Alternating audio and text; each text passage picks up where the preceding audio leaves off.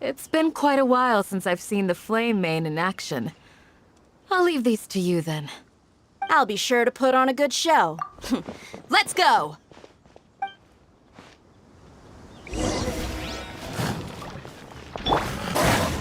Buckle up! Silence!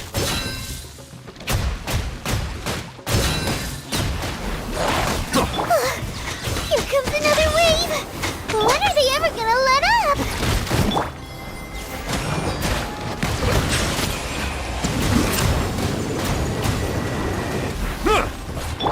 Not too far now. Out of my way! Look alive!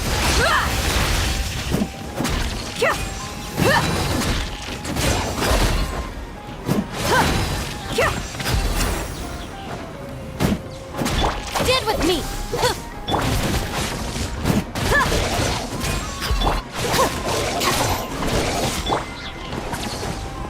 Buckle up! Bow your head.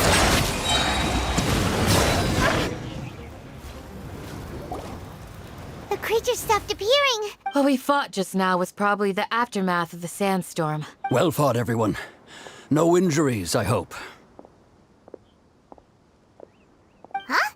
Who are you? Ah, my apologies. I haven't had a chance to greet you yet. I had my hands full taking care of the village's elderly and children. I am the chief of Aru village. Everyone usually calls me Uncle Anpu. Sir, I am also originally from the desert, but I have not been back for some time now. May I ask if such sandstorms are common? I can't say they've always been common, but recently the storms have become increasingly severe and frequent. Besides sandstorms, we also occasionally get earthquakes. According to an investigator who stayed in the village a while ago, these... Another effect of Irminsul's withering. So, Irminsul's withering causes withering zones. Everything in the natural world is inextricably connected to Irminsul. These regional symptoms can indeed be a reflection of Irminsul's present state. Everyone in Aru village needs to take good care of themselves. Speaking of which, why haven't I seen a single village keeper since I got here? Village keeper? Who are they? Does your curiosity know no bounds? Village Keeper is how Aru village refers to mad scholars, exiled here by the academia. Most of them are scholars who lost their sanity after a period of training in the Avidia forest. The academia believes that their crazed mutterings may have a negative effect on the psyches of other scholars. So, they're forcibly exiled to the desert. Alas, that's exactly what we've been trying to investigate. One by one, the village keepers have been mysteriously disappearing without a trace. But no one in the village has ever seen them leave. If you're planning to stay around the village for the next few days, I'd appreciate it if you could keep an eye out for them. I've had encounters with those people in the past. I'll see what I can do to help. The Matra are the ones responsible for their exile. Now that you're no longer with them, are you trying to alleviate your guilt and atone for your past sins? Mock me if you will, but if you are guilty, I will eliminate you, regardless of my position or identity. Oh, you're the former General Mahamatra. You must be an expert in these kinds of investigations. Thank you for your help. Is it because you're reminded of Hypatia? Oh, these poor scholars. First they lose their sanity, now this! We need to help get them back home, safe and... is it really a good idea to tag along with Sino? You seem like you really don't trust him. I'll be grateful for the assistance. No doubt you will do a better job than some of my former subordinates. Let's start by finding a spot to share what we know so far.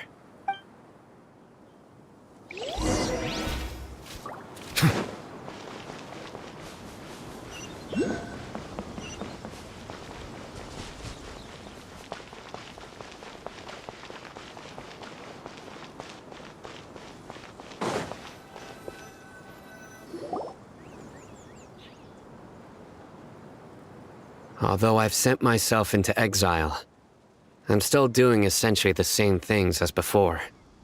Do you still have any questions for me before? One of my former subordinates told me that this title has its origins in a strange incident. The Academia has long exiled mad scholars to Aru Village. A mysterious phenomenon exists here. When mad scholars first arrive, they are as incoherent and deranged as before. But after spending some time here, they invariably begin to calm down. Initially, the people of Aru Village greatly resented having to take in the mad scholars. But a strange incident one night changed that. Aru Village was struck by the strongest earthquake in living memory. Seeing buildings on the verge of collapse all around him, the then chief of the village was preparing to take everyone to safety. Suddenly, he noticed a mad scholar crouching in a corner, caressing the ground with his hands. A soft, green light radiated from him, like a divine glow against the backdrop of night. Despite the powerful tremors that ripped through the ground that night, all the houses remained upright, almost as if they had grown roots reaching deep into the ground. In the end, after that, the people of Aru Village treated the mad scholars with greater kindness, and began to refer to them as the village keepers. A soft green light? A mad scholar protecting Aru Village? Paimon thinks so too. Actually, Sino, do you know if any of the mad scholars continued to wear their Akasha terminals at Aru Village? In theory, they would continue wearing them so the Academia could still monitor their activities. With that said, the main Akasha system would no longer have any interaction with them. Oh, no wonder! Everything makes sense then! Add in the fact that they calmed down, it was probably Nahida who calmed them. If you are able to draw a conclusion from this one story alone, then it appears you possess much more information than I do. So, what do you make of the story? Really? Lesser Lord Kusanali. What? You don't believe us? Lesser Lord Kusanali was definitely using the Akasha to give her power to the mad scholars! No, it's not so much that I don't believe you. I'm just struck by your reasoning. Lesser Lord Kusanali, the current Dendro Archon, is she really active in Sumeru? The Academia has always placed far greater importance on the late Greater Lord Rukkhadevata. They've more or less ignored Lesser Lord Kusanali, and I've never had any reason to doubt their views. In addition, I've never heard any stories about Lesser Lord Kusanali and her deeds. To me, she might as well have been a god that never existed. No way! Nahida definitely exists! She's a... how should Paimon put it? She's a good Archon who's kind and wise, even if she says weird stuff sometimes. I've spent many years interrogating criminals, so I can easily tell when someone is lying. Good! Then you should know that we're telling the truth! That look in your eyes. I've never seen that from a liar. You two really must have met Lesser Lord Kusanali. How can this be? To think, our Archon has been amongst us this entire time. Alright, now it's our turn to put our skills to good use for this, but easier said than done. Especially since we don't have any leads. Maybe we can start by knocking on some doors. Excuse me, are you here to help me find my grandpa? Huh? Who are you? By the sounds of it, a resident of this village. My name is Isak. You'll help me find my grandpa, right? Is your grandpa a mad scholar? Hey, don't say that. Grandpa is just Grandpa. Why do you have to call him that? It's not like he's a bad person or anything. The person you're referring to is not a local, yet you are. Why do you call him Grandpa? Grandpa is just Grandpa. He's my family. I heard everything you said to the village chief, Please, you gotta take me with you. I want to find my grandpa.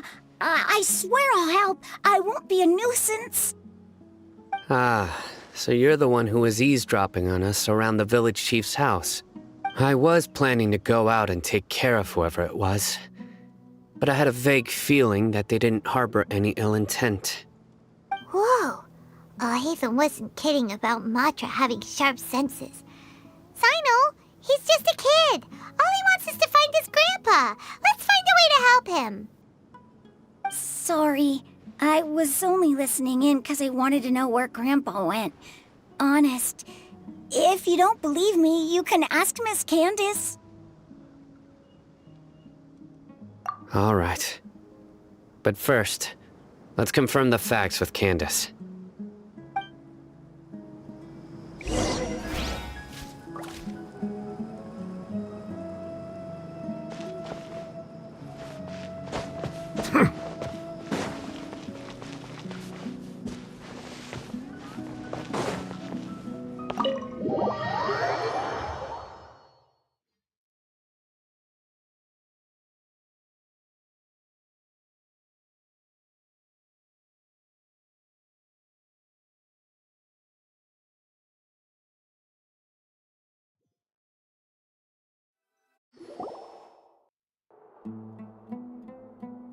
Sino is super vigilant. Is this what all the Matra are like? Ah, you're back already. We just wanted to confirm something with you. Do you know a boy? I had a feeling he'd go looking for you. Huh? You knew this would happen? Yes. Although he tried his best to stay hidden, I still noticed him eavesdropping outside the window. He really wants to get his grandfather back. Isak's parents were both Aramite mercenaries who rarely returned to the village after finding employment in the city. He was raised by his grandfather. Unfortunately, it was only a few years before his grandpa passed away. Isak was still very young at the time, so various families in the village took turns caring for him so he could survive. Later, an elderly mad scholar arrived at the village. Isak thought the scholar bore a striking resemblance to his grandfather, and thus often spied on the man. However, the scholar was unkempt in appearance and incoherent in speech. Although Isak referred to the man as his grandpa, he was afraid and didn't dare to approach him. One summer night, the oft mumbling and bumbling grandpa suddenly calmed down and seemed to become more lucid. He even noticed Isak hiding in the distance. So Grandpa walked up to Isak and patted him on the head. He even took Isak to the entrance of the next morning. Isak woke up and wanted to go find his It's said that those who saw the scholar claimed he no longer appeared to be crazy, but appeared to be living in his own world. Isak was thrilled that his grandpa was able to find peace and would follow him all the time, asking him things like, "Grandpa, want me to take you somewhere fun?" Or, "Grandpa." All this somehow just makes Paimon feel really sad. Perhaps. Nearly everyone who lives in the desert has some form of hardship or regret. It's also my reason for fighting. I must continue to protect this land. Maybe the people have... Huh? What did you say, Sino? No, nothing. As long as Isak keeps his word and doesn't get in our way, we can take him along. Perhaps you are more compassionate than I gave you credit for. Please accept my thanks on Isak's behalf, Sino.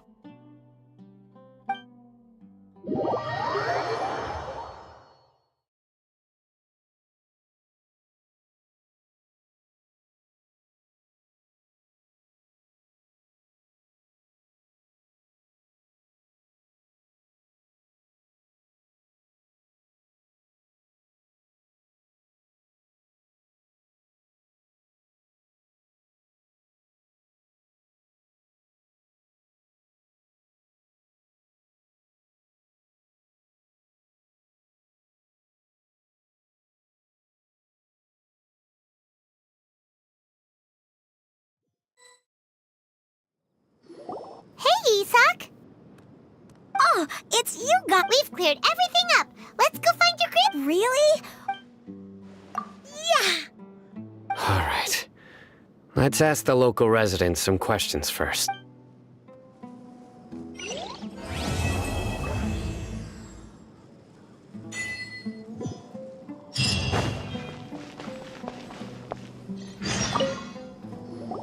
Excuse me. You mean the village keep? When I was eating dinner the other day, Okay. Did you notice? Anything else?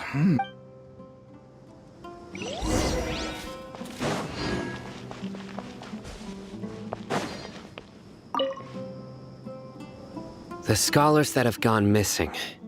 Have you seen them? Those eyes. Those fierce eyes. Don't change the Right. But honestly, Do you also think Grandpa and the others are good people? Grandpa. Oh, hello there. It's little Isak. He was actually the one who protected my house. I saw it with my own eyes. He happened to be staying near my house that day and was doing something with his hands on the ground. It still feels pretty surreal now that I think back on it. Well, whatever the Gotcha. Thank you.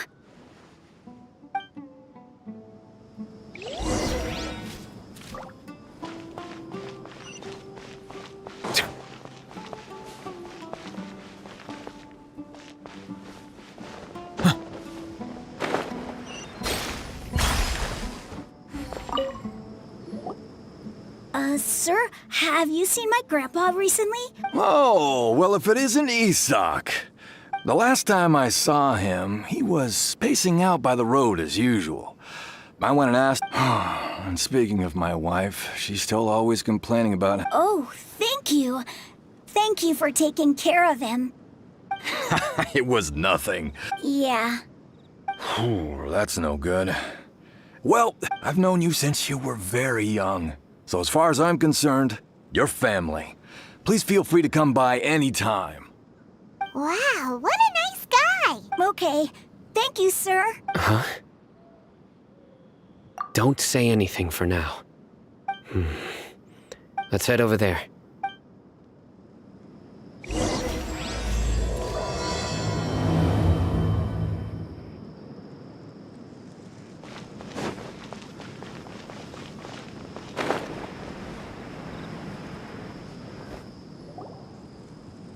Listen, see if you can make out what they're saying. Have you heard? The mighty King Deshret, the sovereign of our faith, will soon return to this world. Yes, of course I have. King Deshret is the one and only true ruler of this land. I've never believed in any other gods. Still, you say he's coming back, but it sure doesn't feel like life's about to change around here anytime soon. Haven't you noticed? The village has been getting more deranged scholars than ever. Delavar was saying that many people also went insane just before the fall of King Deshret's civilization in ancient times. We don't quite know why, but it seems like there's some sort of connection between insanity and King Deshret. Isn't it a sign of King Deshret's power that all the mad scholars have disappeared? If you ask me, they must have been chosen as the final sacrifice for King Deshret's resurrection. Huh. Now that you say it, that does make some sense. Does this mean our lives are finally going to take a turn for the better? Exactly. Those city folks will get what's coming to them. Now, repeat everything you've just said from the very beginning. Huh? Who are you? Where did you come from? My patience is running thin. You heard what I asked.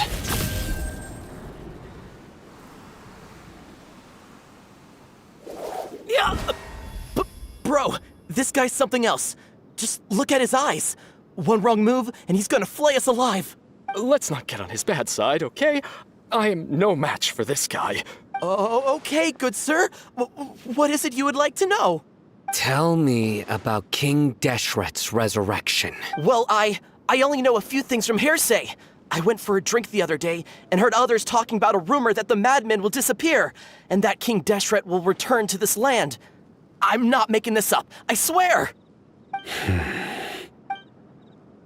Hey! It's true. It's all true, sir. We desert folk have had more than enough of those people at the academia. They keep sending us all their mad scholars and won't let us have a good life. Would you want to live like this if you were in our place? The radicals were even more thrilled than me when they heard the news. We're all praying for King Deshret's speedy return. Delavar also said that once King Deshret returns to our side, it's only a matter of time before we conquer the land on the other side of the wall. They're all willing to serve under King Deshret and fight for a share of the glory. Is that so? Seems like he still wants to know more. Keep talking. Got it! At first, I told myself it was just the drink talking, but then all the mad scholars vanished without a trace, just as the rumors said. Please don't beat me up just for mentioning these rumors. If I'm guilty, then everyone else around here is also guilty. I'm just saying what the others said. The people here really like King Deshret, but dislike the Dendro Archon.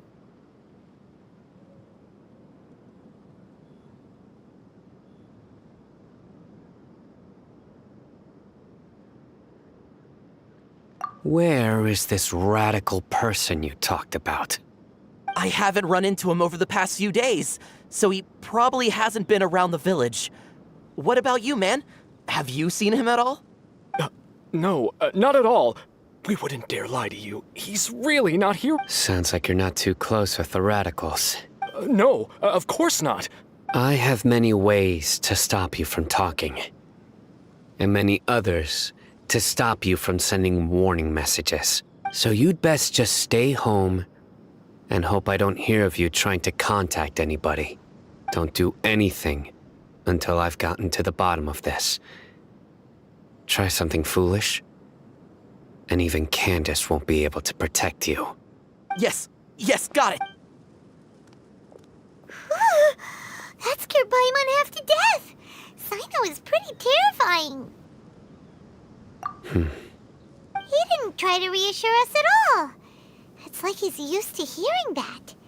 Oh, Paimon bets lots of people have told him that before. I heard that. Sorry. It's part of being a Matra. The rumor we heard just now seems like a strong lead. But we need to check a few more places. Very well. Isak! I'm here. Where's your grandpa's house? Well, I can take you there.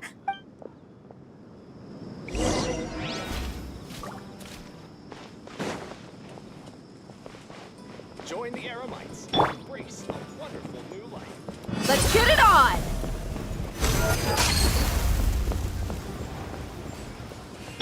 Grandpa? Oh, he likes to be alone. Sometimes he stares at the sky in a daze, and other times he just pokes at the ground with his fingers. Every now and then, he yells out at the top of his lungs, so a lot of people are really scared of him. But he's a good person, really. I know he is. I swear, he's just like my real grandpa.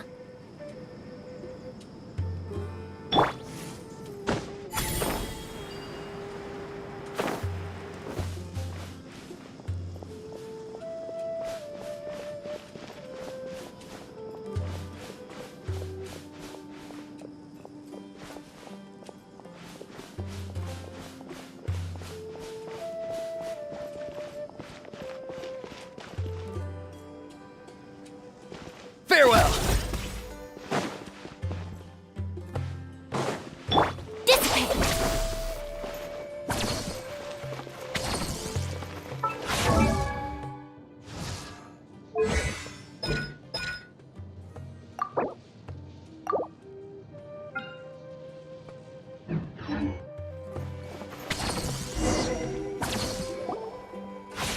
Well, this is where Grandpa usually stays.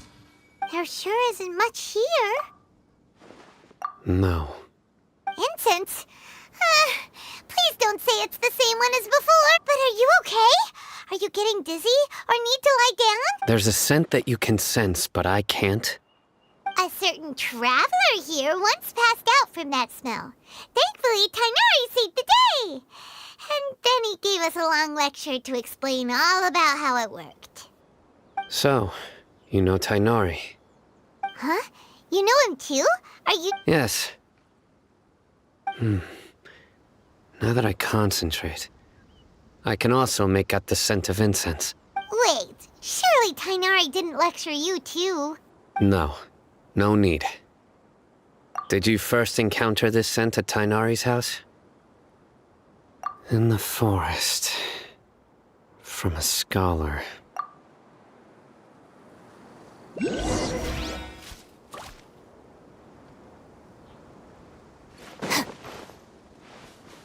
Our bond is strong!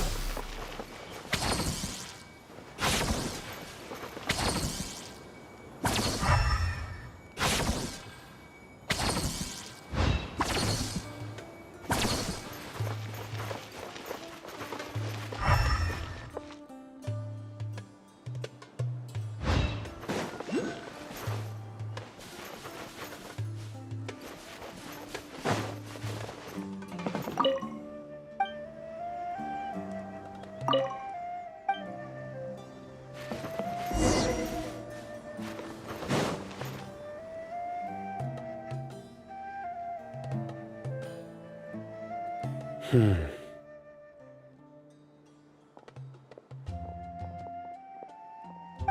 are you looking for, Sino? Here it is. Take a look right here. Paimon doesn't see anything. Although the traces have been completely buried in the sand, there are footprints here. From the size and shape, they belong to an adult male. This pattern is a common one from this area. Local shoes. This was probably someone from the village. The scent is quite faint, but still extant. The footprints head in that direction. But who would come looking for Grandpa? He doesn't have any We'd have to ask whoever lured him away with the incense. Huh? So you can lure someone away with Hey! What's wrong with liking good food? Everyone's got something they love in life. Exactly. Most scholars are fond of incense, since the smell supposedly helps them clear their minds and discover new knowledge. Even deep within the clutches of madness, they still yearn for their knowledge-seeking days, and will follow the scent whenever it presents itself. No. So, someone's taking advantage of their weakness? Huh. Still, why would anyone want to... Are the rumors really true? Could the disappearance of all the mad scholars have something to do with the radical... It's highly likely. Please, you have to save my Grandpa. Grandpa's never done anything wrong. Sounds like we'd better help get him back. Don't you worry, Isak. We won't let whoever took him get away with it. Let's head to Aru Village and inform Candace and the others about what we learned here. After that, we'll set off to find the scholars.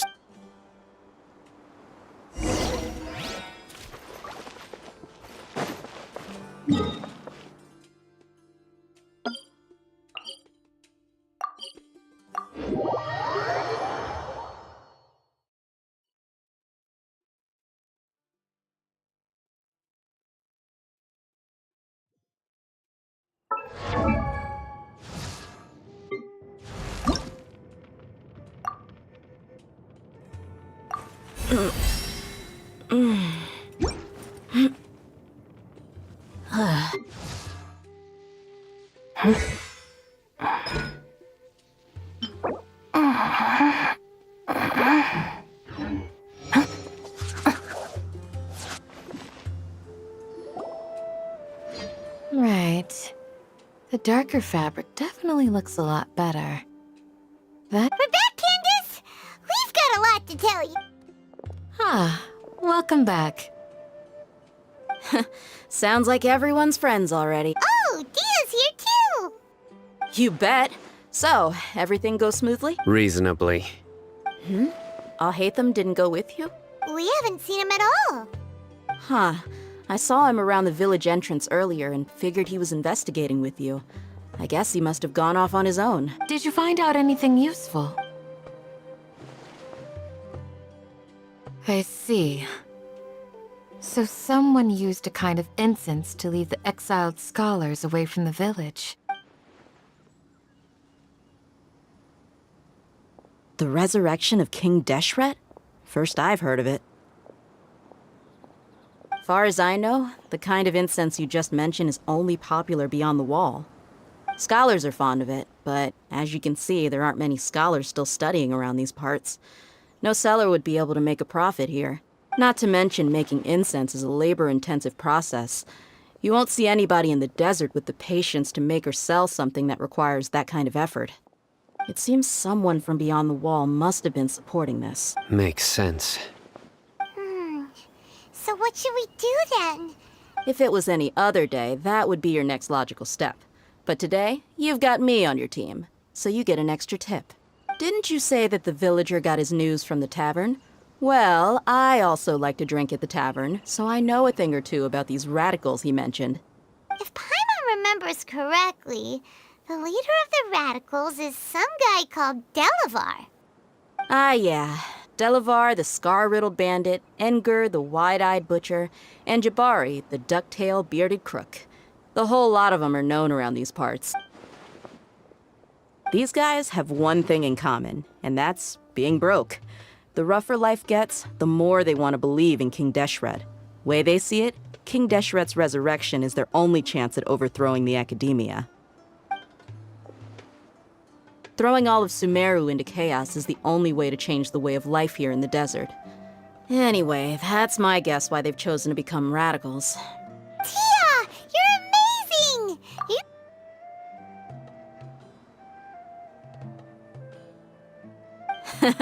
No merc can afford to slack off on gathering intelligence.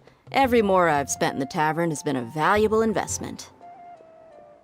Let's head out. Now hold on, you're staying right here, Sino. Why? Aru Village is not a big place. Outsiders stand out here like a sore thumb. I'd bet word about you has already gotten out. The desert is unforgiving, so the way of life here is also a lot tougher than on the outside of the wall. You survive on making connections out here. Compared to you, mercs like me are just third-rate amateurs. I've got no actual fighting skills to speak of. But that also makes it a whole lot easier for me to gain the locals' trust. I need to go around and ask some questions, but it'll be difficult if you're with me. Good, then we've got a plan. The Traveler and Paimon will go to Caravan Rebat with me, and we'll try our best to figure out where the mad scholars have been taken. Sino, you'll have to stay in the village and continue investigating on your own. All right, sounds like a plan.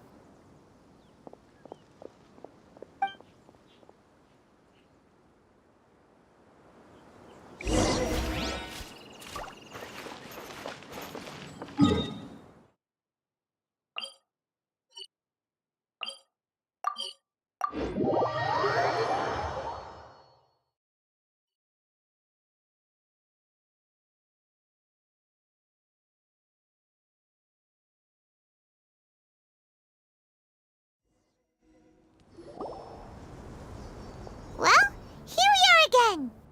Sounds like you're starting to get familiar with the area. Paimon's amazed every time we see the wall of Samiel. How can a wall this tall even exist? It's almost unreal. I know what you mean.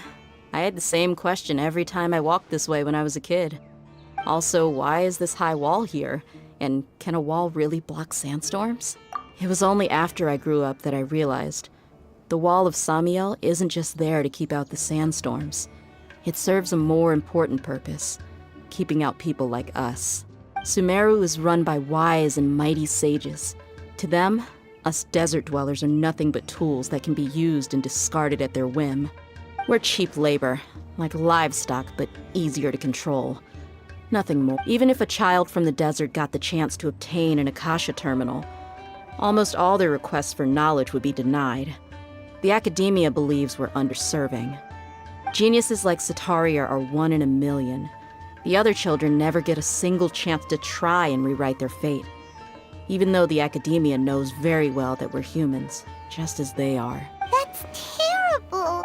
I would tear down this wall with my own hands if I could. Hey, Thea. You're not thinking about doing anything scary, are you? No, not at all. This place just gets me thinking, that's all. Besides, we're here to procure information, aren't we? Yep, we gotta catch those. Shh. Caravan Rebot is crawling with people, so be careful what you say. We don't want anyone to find out what we're here for. Our mission started the moment we arrived here. Let's go check out the tavern. Maybe we'll find someone I know.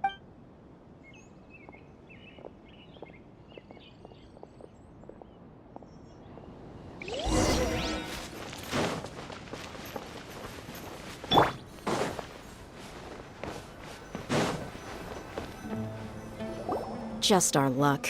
None of them are here today. You mean, you don't see anyone you know? Dia, is that you? What a coincidence. You here for a drink too? Zaki. Finally, a friendly face. Oh, and who do you have with you here? Guests from another land? Hello. I'm Zaki. Dia's, how would you put it? Drinking buddy? We've had drinks together a few times. You could say we go back a ways. Anyway, as far as my friends here, they aren't too shabby, are they? You rarely see any Outlanders so friendly and respectful nowadays. Absolutely. Much better than those people on the other side of the wall. So, Dia, are you looking for someone? Yeah. Have you seen Enger, Delavar, or Jabari recently? Of course I have. Matter of fact, we were all here drinking together just a few days ago. I've got a spice trading deal from another nation. I thought maybe Delavar and his friends might be interested. Know where I could find him? Ah, how thoughtful of you. Then I assume you also know that Delavar's been having a hard time making ends meet these days, so you came here to help him out? Hey, keep it down. Let's just say I prefer to keep this deal a secret. Y'all at Caravan Rebot are like family. If there's more to be made, why not do it together? Besides, Delavar and his friends have muscle. They'd be a good fit for escorting the goods. Yes, how considerate of you. Delavar's my friend too, so of course I can take you to him. Come with me.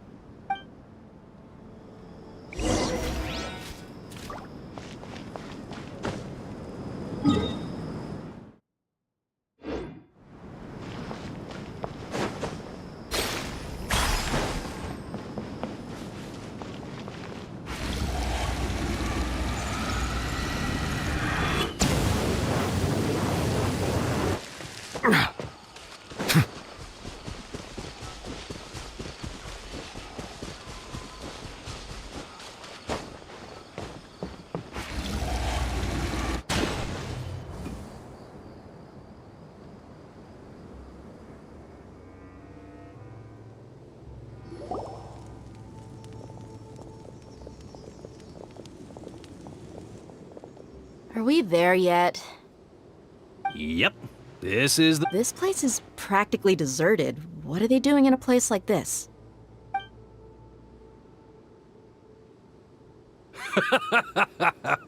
Why don't you take a guess? Go on, a wild stab in the dark.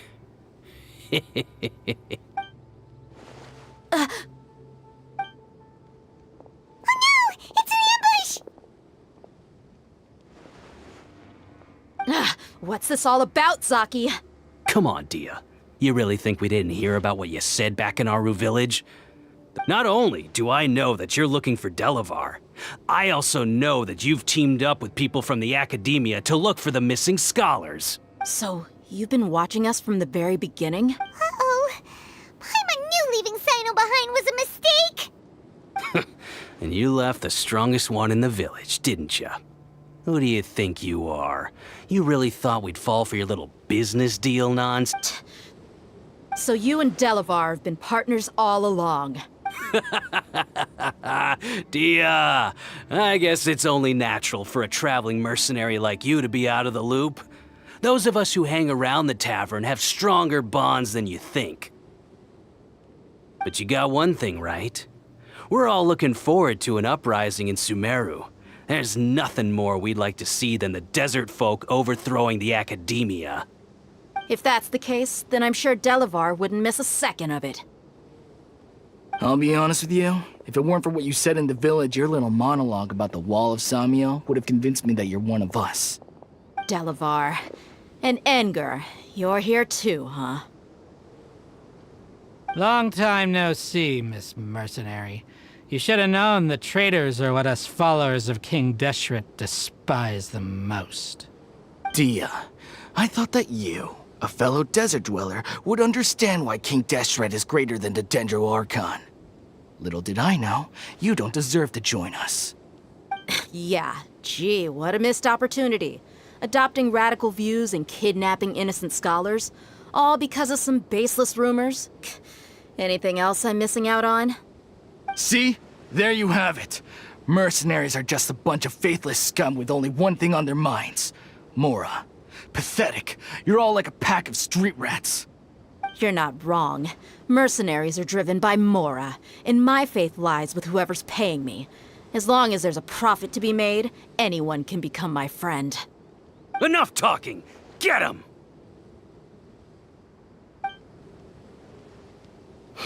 Just as I expected. Let's teach him a lesson, traveler.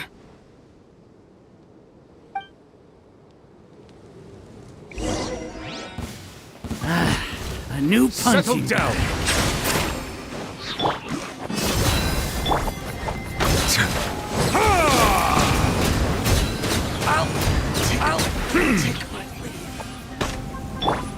Please, hold up.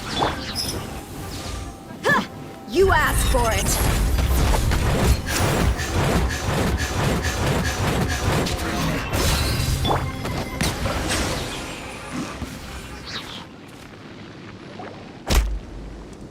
Impossible!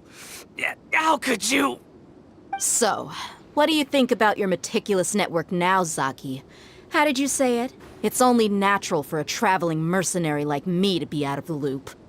I'm guessing your informant told you that I'm just an incompetent merc with no real fighting skills, correct? I mean, that is what I said after all. And of course you would believe everything he reported. The only thing you know about me is that I'm a mercenary, but you've never seen me in action. Even though you heard we went to handle monsters together, you believed that Candace was the only one doing all the real fighting. That so-called Flame Mane is just a fraud. She admitted it herself. She just uses her connections to gain the trust of others. That's what you thought, right? Ugh. You lied in the village because you figured that we'd have people watching you. And you were stupid enough to fall for it. I figured as much the first time we drank together. You all thought you were so smart. Pathetic. Okay, that should be all of them. Whoa! So you've been planning this since we were in Aru Village? No task can be done without preparation. I just happened to notice a couple suspicious-looking people while you were out investigating. Oh, but instead of catching them right away, you let them report back. Those two who were snooping around were just a couple small fries. If we want to get the real catch, we have to be patient and give it some time. Oh, you mean the funny name she mentioned back in Uncle Ampu's house? The wide-eyed butcher, scar-riddled bandit, Paimon can't remember them all. That's just a bunch of drunk talk. Enger and Delavar like to talk themselves up when they're drinking. Enger, the wide-eyed butcher, and Delavar, the scar-riddled bandit, are the nicknames they came up with for themselves. Alcohol has a way of making people share what they really think, so Enger and Delavar are always rambling in the tavern about how King Deshret is a superior deity. What about Zaki? He's just a numbskull who fell right into our trap. Zaki was probably the best hidden of them all. My initial plan was to find Delavar first, and then try to track him down.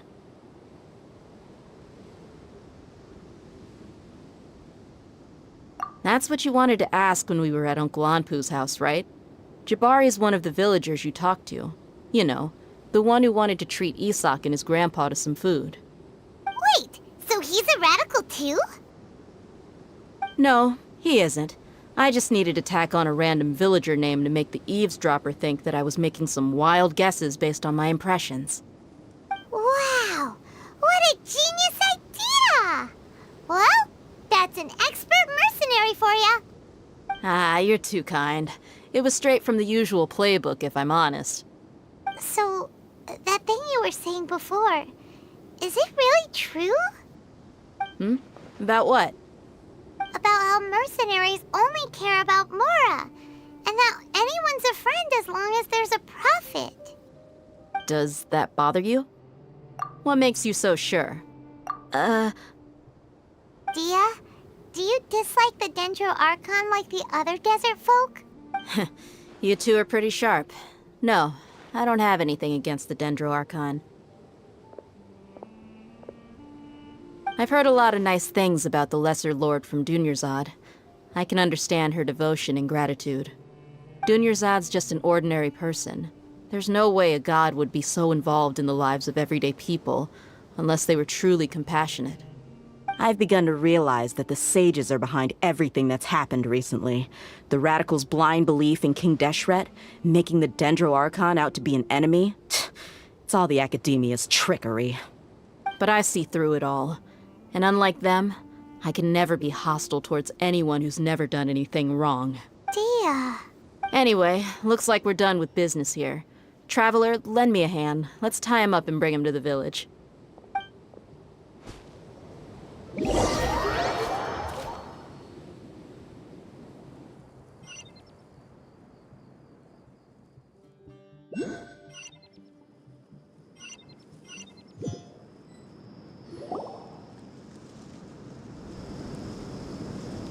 This should be all of them. I'll let you take it from here. All right. I'll be in touch. Until then, please stand by. Candace, do you need any help? Candace will be okay on her own. I trust her, so you can too. She's been guarding Aru Village for quite some time now. If anyone is qualified to question the offenders, it's her. While I'm questioning them, why don't you pass some time by exploring the area? I'll meet you back here tomorrow morning, Traveler. As for these idiots, let's just hope they live to see another day.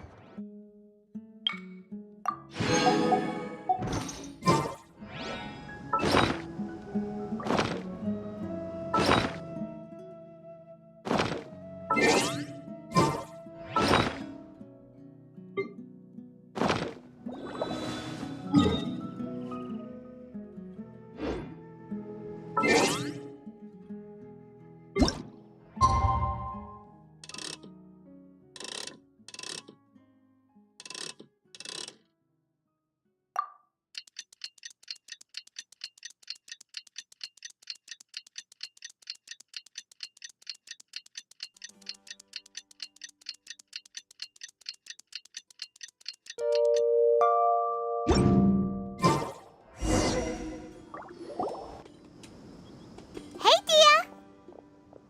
Right on time. We'll know any moment now. Paimon's been wondering. You seem to know Candace pretty well. Have you been friends for a long time? We've known each other for some time now. She's a pretty interesting person.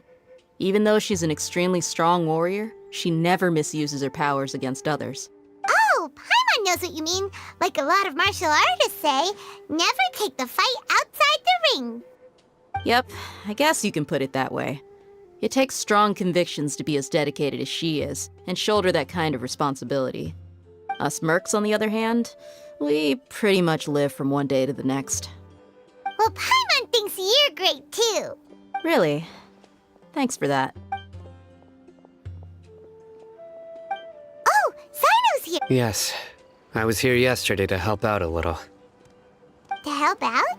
By doing what? Sharing some interrogation techniques. Oh, you mean you taught Candace some more persuasive methods? Right. Come on in, everyone. Come on, let's go inside.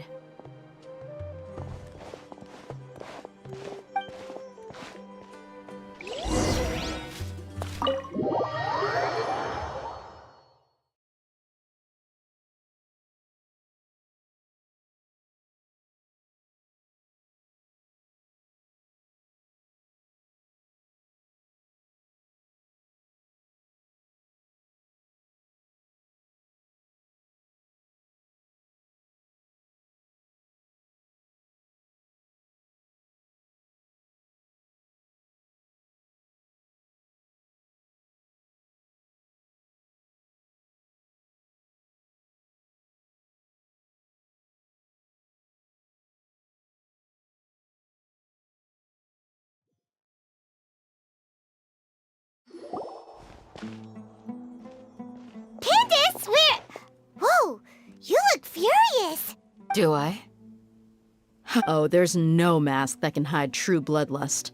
Cover up your eyes, and it'll still show itself at the corners of your mouth. Perhaps I need to work on my composure.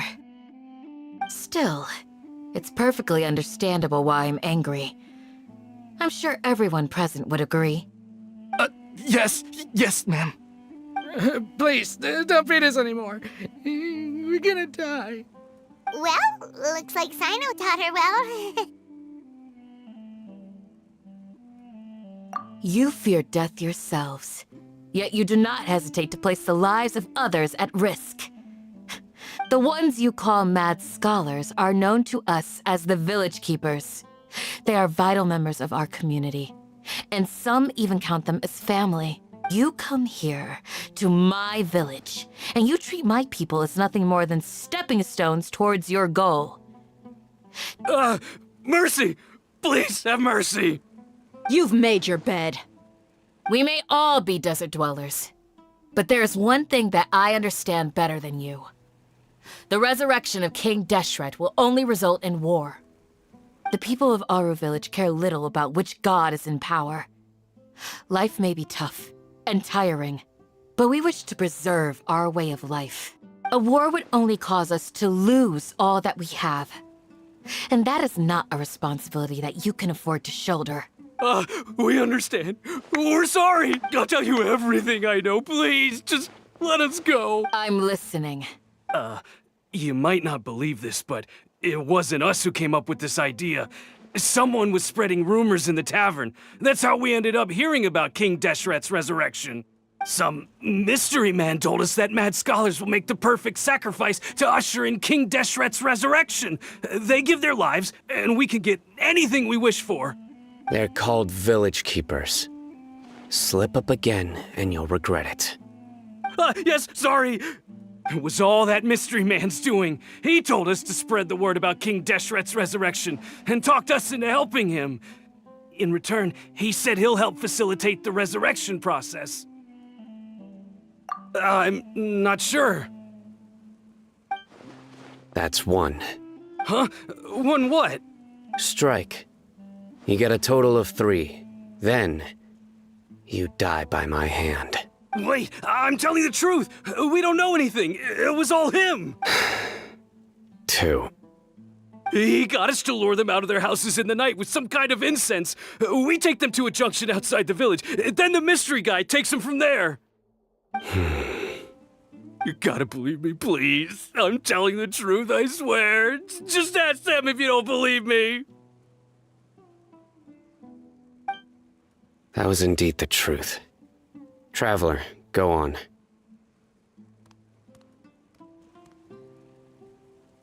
You have to believe me. If I knew that, I would have told you his name right away. I'm not risking another beating to keep his secrets. No way. That guy, he wears a cloak, and he's always careful to cover his face. He calls himself King Deshret's envoy. I believe I may know what's going on. Uncle Anpu? What do you mean?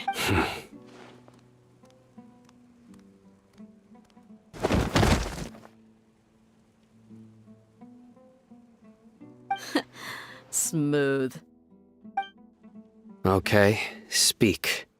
If my suspicions are correct, This mystery man they speak of could be from the Academia. Some time ago, people from the Academia attempted to take the village keepers away. I refused, insisting that they are part of our community. It strikes me now that this secretive character shares the same goal they had. Which means it's highly likely that the Academia was purposely spreading a false rumor to trick the radicals into delivering the village keepers right into their hand. They were the ones who brought them here to begin with. Now they're trying to take them back? We aren't gonna let that happen. Not the Academia again. Just as I thought. But what could they want with the village keepers? People are nothing but tools in the eyes of the Academia. A change in their plans likely means they found another way to exploit the scholars. Regardless, our top priority now is locating the village keepers. You're right. Aesop, time to go.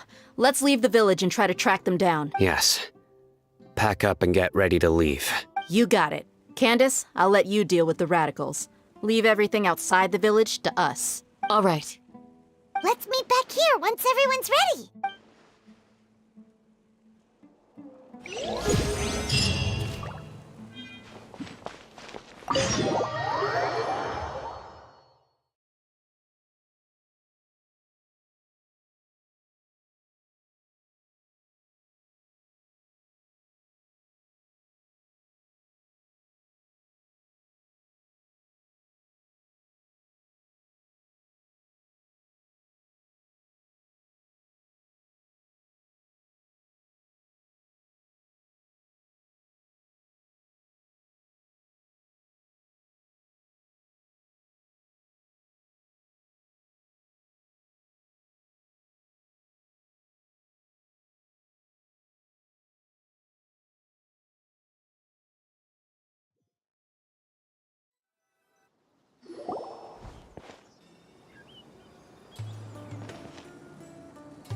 Let's get some food in us and then we'll... Whoa! Where did you come from? Well, as you can see, I am merely sitting here and reviewing what we have deduced thus far. You were gone for ages! And now you're suddenly sitting here musing to yourself? Where have you been anyway? Hey, what's with the silence? You never think things through before asking questions. I'm giving you some time to make up for that. Paimon's so mad! Paimon's gonna give you an ugly nickname!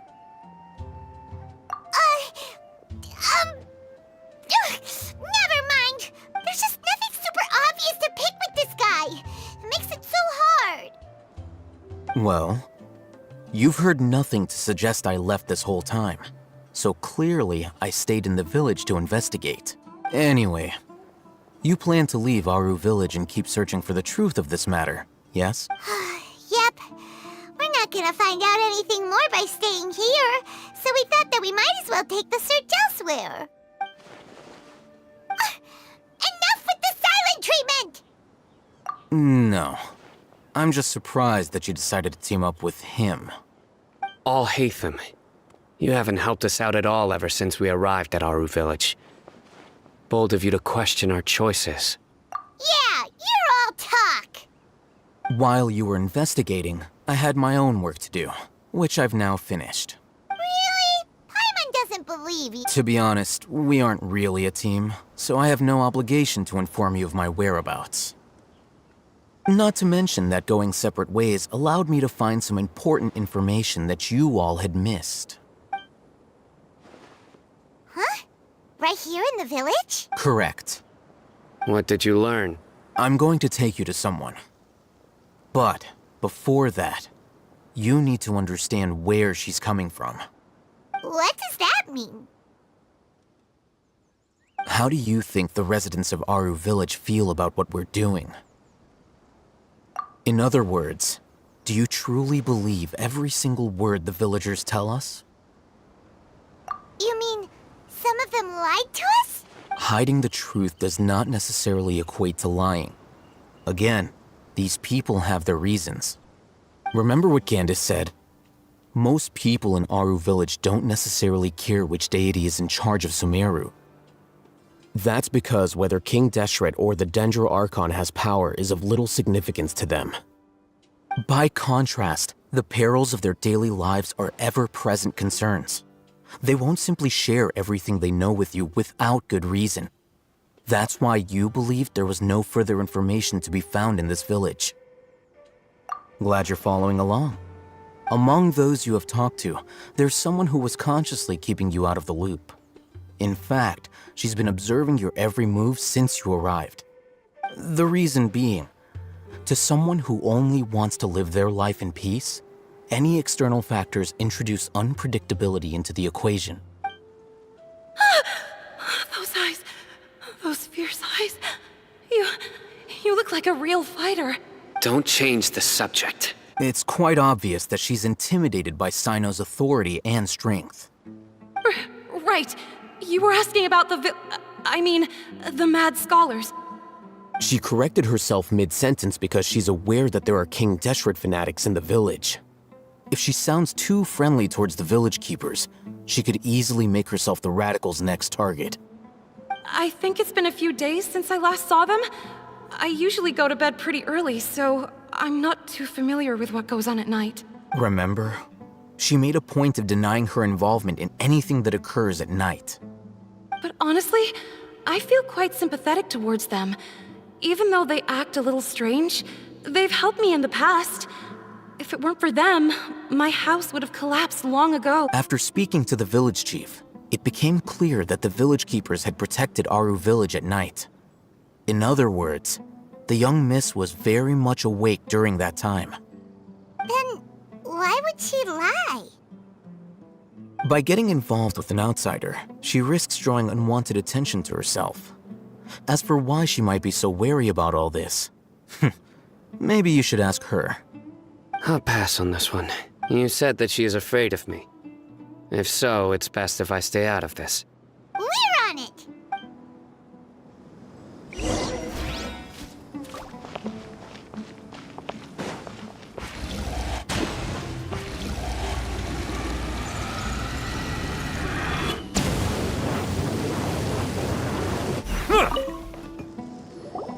Miss Shawnee, as we discussed earlier, I've brought someone with me. Mr. Alhaitham, I'm aware of where you stand, but how can I make sure that your friends think the same as you? Huh? What do you mean? We need to clarify our stance or something? Go ahead and talk to her. You'll get the answers you want. Go on. Is it really that simple? May I call you Traveler? Hi, Traveler. I want to ask you something. Do you think the resurrection of King Deshret can truly change Sumeru for the better? Why's that? That's very similar to what Miss Candace says. I know you two are friends. That's why I'm willing to talk to you, even though I do have some reservations. Before, I wouldn't even have the courage to ask something like this. Traveler, do you believe our lives will get better? Yeah! We came here from another nation, so it isn't wrong of you to be weary. And we aren't really residents of any one nation. But even so, we've met lots of people from different places, and we've always fought for what we believed in. We have friends in Sumeru, and we want to help them. That's why we decided to stay here for a while. I want to trust you. My apologies for posing my questions like that. To be honest, I didn't expect you to come back for more information. Alhaitham told us you have your reasons. It's okay. We understand. The fact is that only one side of my family is desert folk. I don't really fit in anywhere in Sumeru. Some believe in the Dendro Archon, while others believe in King Deshret. I don't belong to either side, and neither side would want me. Speaking of which, the radicals mentioned that they despise traitors. Do they just think that anyone who's different from them is a traitor? Yeah. Some people can be so narrow-minded when it comes to bloodline and beliefs. It makes no difference what I say or how I behave. I'll always be suspected of having ulterior motives. Slowly, I just stopped talking to people. I pretended not to hear or see anything. All I want is to live my life in peace. And then it happened. The village keepers who had helped me disappeared with no explanation, and I didn't dare breathe a word about it to anyone. You can tell them. I'm sure he'll keep your secret. All right, I'll tell you what I actually have a sharper sense of hearing than most. Sometimes, I hear strange crying sounds in the night. There are ghosts? Perhaps. I'm not sure. It's faint, but it's definitely the sound of crying. It comes from far away in the distance, and always carries very raw emotion. It used to be louder and more frequent, but ever since you arrived in the village, it doesn't seem to happen as often, and when it does, it's much quieter. I have to focus really hard to make it out. I confirmed this with the guards on night duty. They also have someone with a good ear, and he's heard similar sounds at night. But, because we're in the middle of a desert, he would rather believe that they are the cries of beasts than ghosts. There's really nothing around these parts, except for an old hospital not far from the village. I think they used to use it for treating Elazar, but it's been abandoned for years. Yeah, let's go!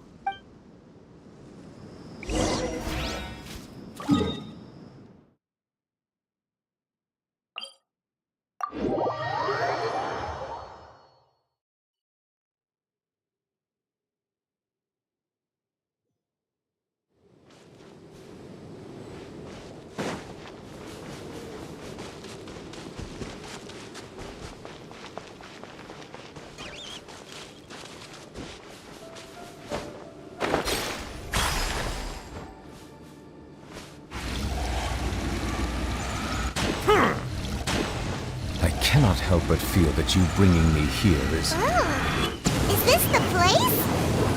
It's in terrible shape, and there's sand everywhere. Empty and forgotten. An ideal place to hide people.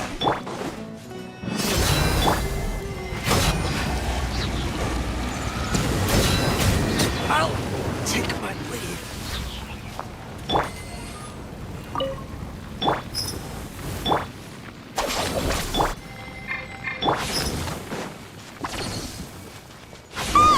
Monsters! Watch out!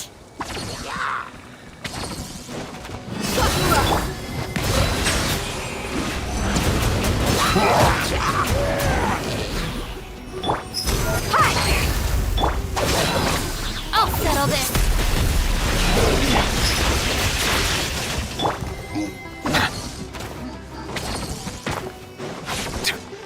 Settle down!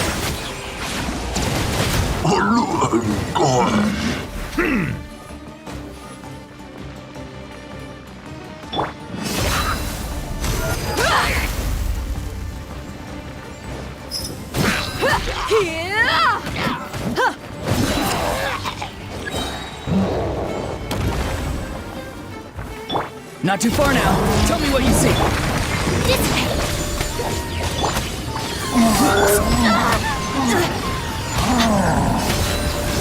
You're dead meat.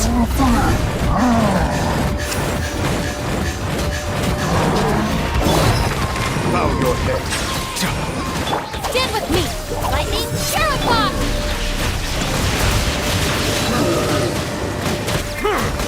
Farewell. Time to say hello. Look alive. Our bond is strong. Sorry for the trouble.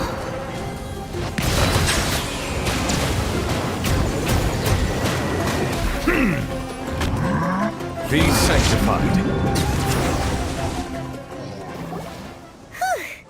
They were easier to deal with.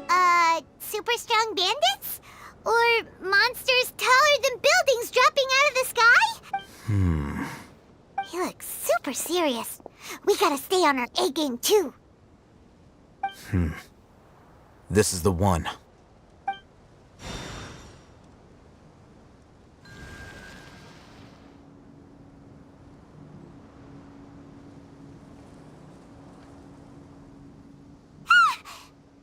Let's go in and take a look.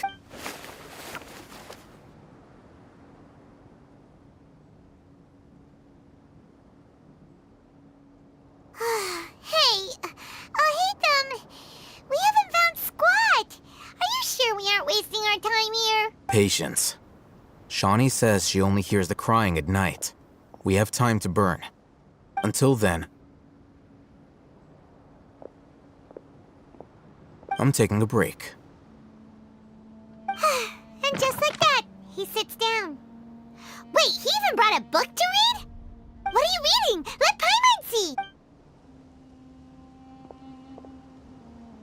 Okay, sure. Huh? The natural position, which is the positional propensity of an entity in natural motion in contrast with an object in forced motion? Huh? When free from external influences, every entity displays the tendency to follow its natural trajectory? So, you got that? Oh, Paimon gives up! You keep reading your book, see ya! How is he so relaxed? Look at him, reading an impossible book in a creepy place like this. Hey, what good is that gonna do for you? You're acting like one of those annoying grown-ups who go around nagging people to focus on their study. Hey, what gives? Shouldn't you be the one providing for Paimon? Oh, right. Okay then. Thank you for working so hard and earning so much more. If it weren't for you, Paimon would probably still be floating around in the ocean somewhere. Thank you.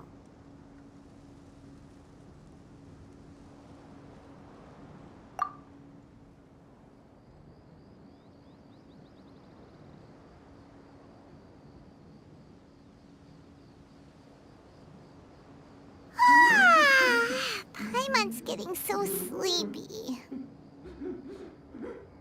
Huh? What was that sound? There it is. It's coming from that direction.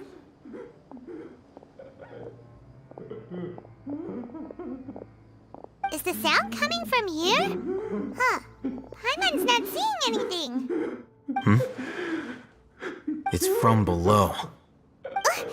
But there's no way we can get down. Something is off about the interior here.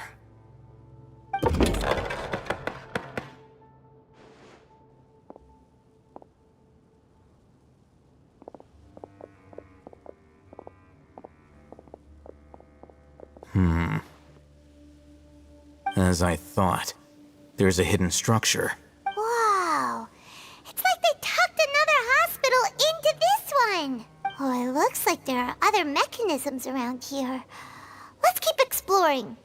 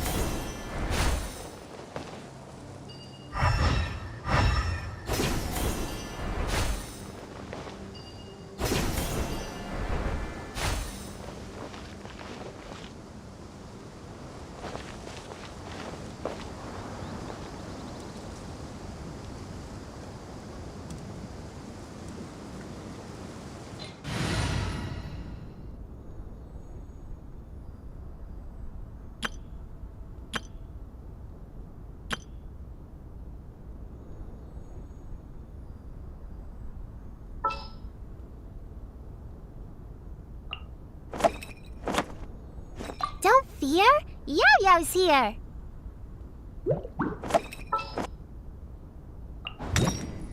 I want to help.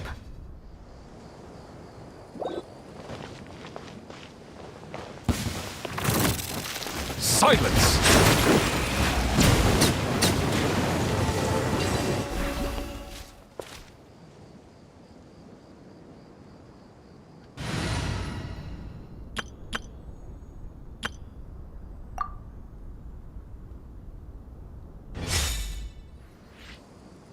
I see the val.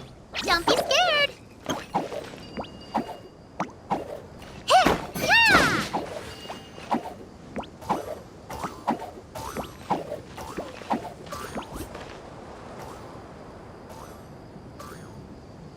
Stay put!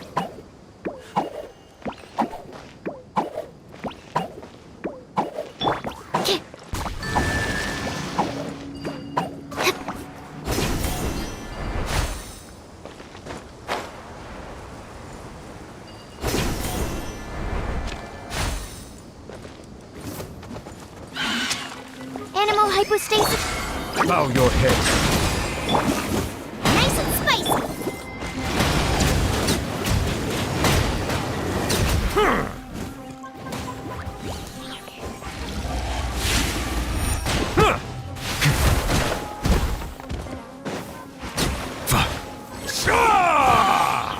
Settle down.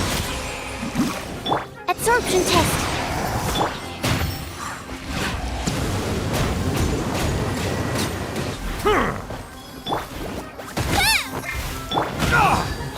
Silence.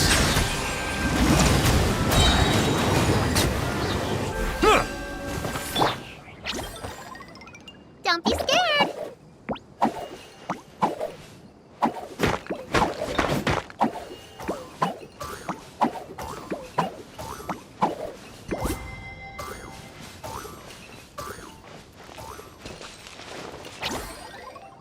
Uglay, you're up.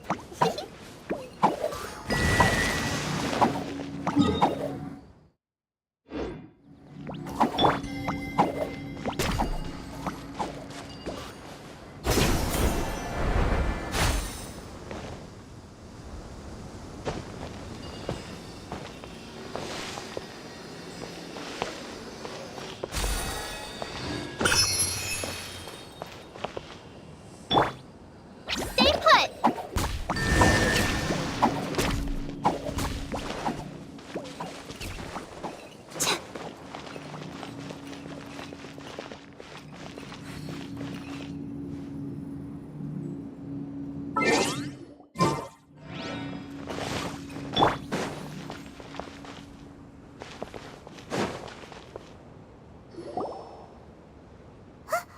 Look, there's someone over there. Good idea. Let's approach him slowly with it.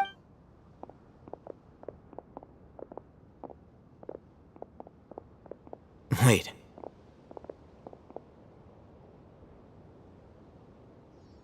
You're... He can't speak, and his eyes are unfocused. But he looks too young to be anyone's grandfather. Also, why is he the only one here? Didn't expect to see him here. You know him? He's Razak, a senior of mine at the Academia. He's a scholar too? Is he the kind that holes up in a forest and mumbles stuff about training? No. And that's the problem. Razak was never involved in any of those things. He never trained in the forest, let alone reach Satyavada life. Leaving that question aside for the moment, him being here alone means that we might be too late. Looks like they've already taken everyone away. For whatever reason, they left Razak here. Perhaps they simply didn't have time to come back for him. There are drag marks on the ground. They're clearer by the doorway. Someone was forcefully drawing a cart that was loaded with something heavy. Loaded with... That is one possibility. It looks like they were in a hurry, as if they were afraid of being caught. The symptoms are identical. Looks like we found living proof. Huh? What? Allow me to jog your memory. Recall your time at Port Ormos. Don't you think his symptoms look familiar?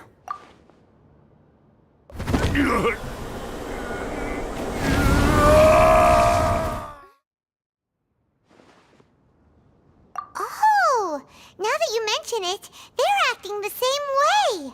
Correct. The Academia is behind all of this. It isn't difficult to deduce their rationale. First, the Academia spread a false rumor of King Deshret's resurrection, emphasizing the role of the village keepers, the mad scholars who were exiled to Aru village. These rumors were all the persuasion that the radicals needed, and those based in Aru village leapt into action. Unbeknownst to them, of course, through rounding up the scholars, they were actually helping the academia. As well as being able to exploit the radicals for their own ends, this scheme has one further advantage to the academia. All the risks and responsibilities are offloaded onto King Deshret's followers. Life for the desert dwellers has been brutal ever since King Deshret's death all those years ago. Beneath the many would give everything they have for the prospect of something better. Anyone looking to exploit that for their own ends simply needs to make a few empty promises. Even if complications arise, people will see that those involved are all followers of King Deshret and look for no further explanation than differences of belief. A deep-seated mistrust of the desert and everyone in it by the rest of Sumeru will make sure of that.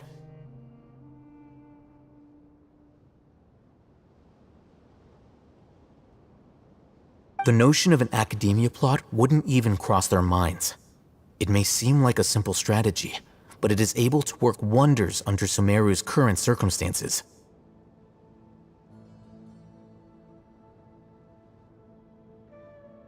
Oh, that makes a lot of sense. It's in line with the village chief's theory, too.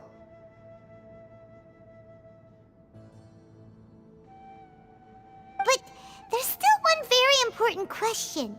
Wasn't it the academia that brought the scholars to Aru village in the first place?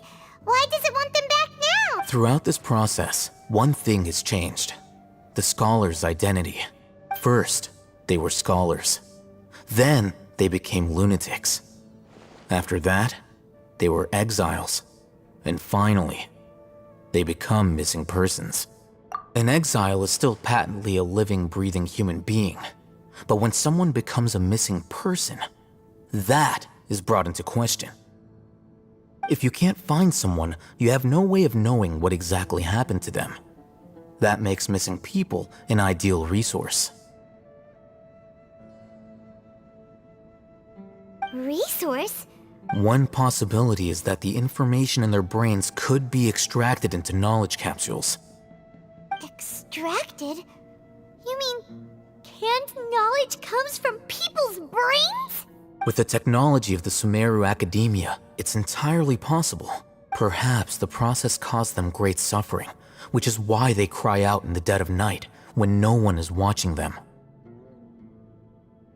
So, the human brain... Nope, nah, Hyman doesn't want to think about this. I'm the Academia scribe, after all. I'm familiar with their projects.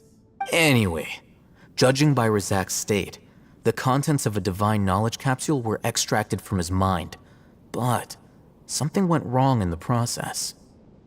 Or perhaps his curiosity got the better of him. Hyman's a little confused. Can they just use anyone's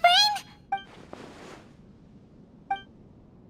The look on your face tells me you've realized the answer. That's right. To some scholars, gaining knowledge about the gods is their entire life's pursuit. Extracting canned knowledge is just one of the extreme measures they turn to. However, I can't help but wonder, what do they seek to gain from divine knowledge? The academia is going out of their way to look for forbidden knowledge, but what is their ultimate goal? I've spent quite some time trying to analyze the contents of the divine knowledge capsule, but to no avail. It seems like my way of thinking is too different from theirs. You mean you're not even slightly interested in getting your hands on this forbidden stuff? All scholars seek to expand the horizons of knowledge, but I'm not particularly interested in gods, so I don't share their degree of zealotry. Extracting information from people as if they were lifeless objects? If this is the direction of academic progress, then the academia may as well shut its doors. Sounds like you're really against all this. Of course. The academia's actions run contrary to their rules. Whether it be academics or knowledge, everything has its boundaries. If those lines are crossed, the rules and order that govern everything in the world will be destroyed. This matter needs to be corrected. just like fixing a typo in a book. Wait, didn't you step in to help because you felt sympathy for those poor people? Not to be callous, but no. My criteria are a little more restrictive than that. There is no shortage of suffering in Sumeru, and the same can be said for the rest of Teyvat as well. What do you plan to do about that? Save— Probably not. But You can say that. Simply put, I don't blindly place my faith into strength or heroism. The Divine Knowledge Capsule is something I want to investigate in full. That doesn't mean I'm willing to take action for the sake of a few strangers. Paimon's been wanting to say this for a while. There are a lot of bad guys in the academia, but you're not one of them. You're their weirdo. You're probably right. Though I must say, I quite enjoy this feeling of being the odd one out. Uniqueness is also an asset, is it not? Wow, that's a great way to think about it. Paimon's really impressed. If only Miss Shani had a similar mindset, her life would definitely be a lot easier. I'm just a more likable person than her in general. There's nothing more to it than that. He won't last long if we leave him here. Let's take him with us. We'll work out our next step after we return to Aru Village.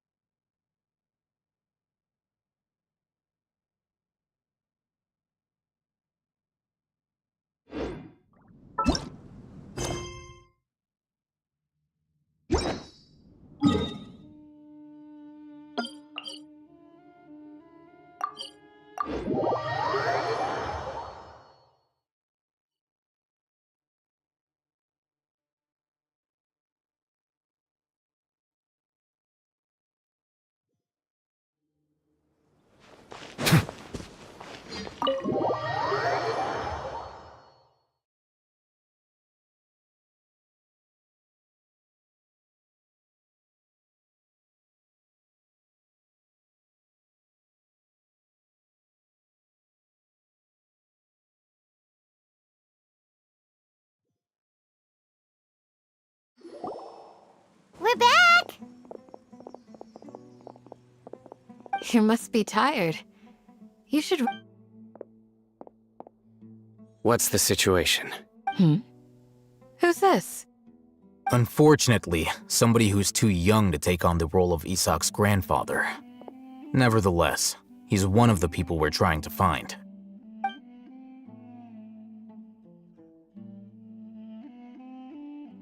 So, at one point in time, the abandoned Elazar Hospital served as the Academia's site for extracting divine cant knowledge. Yep, pretty much.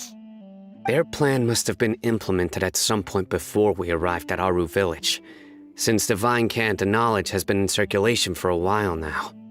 Yet, they fled once we were headed to the village, almost as if they knew we were on their trail.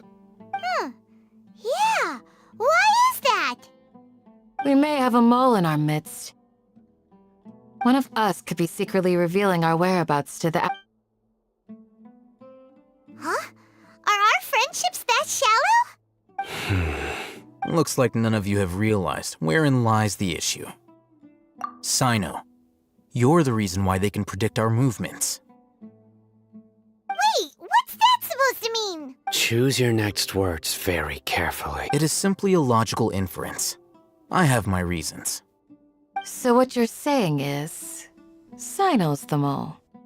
Interesting. And here I thought you were the most suspicious one, Alhaitham, since you were always acting alone. I know. You have a point. But I realized something as we were returning from the hospital.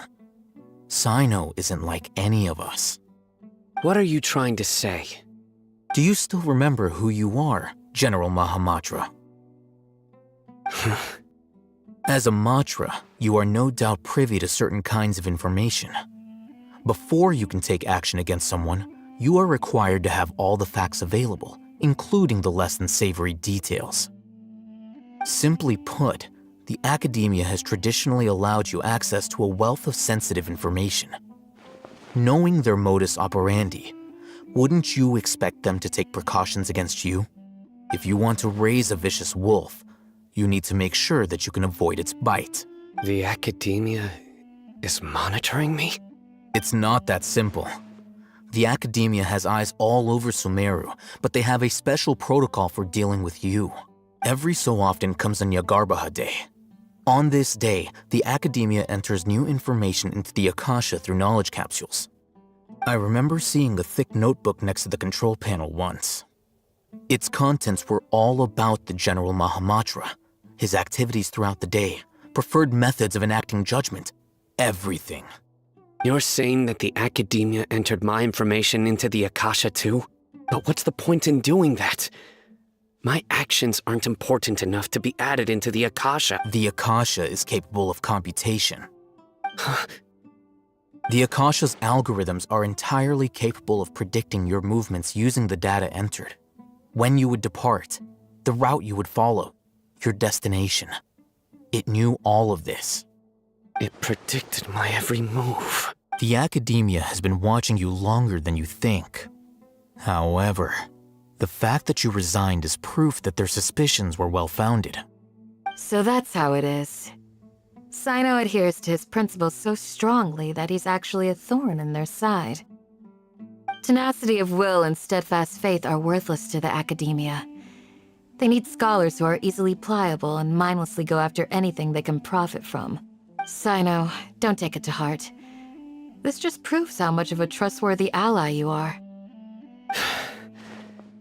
They escaped because of me. Don't blame yourself. It's not like any of us would have known. I have an idea. If they predicted my movements, then I might be able to guess where they went. Whoa, you bounced back fast. There is always an opportunity for safety after danger passes. Oh, so that's how it is! Paimon gets it now! If the academia is trying to avoid Sino, then the safest place would be... Yep, that's right! They'll want to proceed in the direction opposite of where I'm going.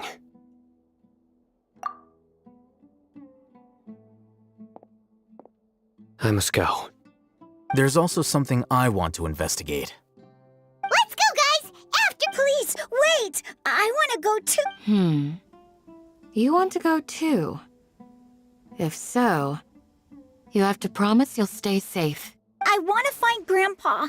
I promise I'll be careful and not cause any trouble. Everyone, I leave him in your hands. Yay! Let's go! Remember to pack some food with you! Paimon feels like we're missing someone, though.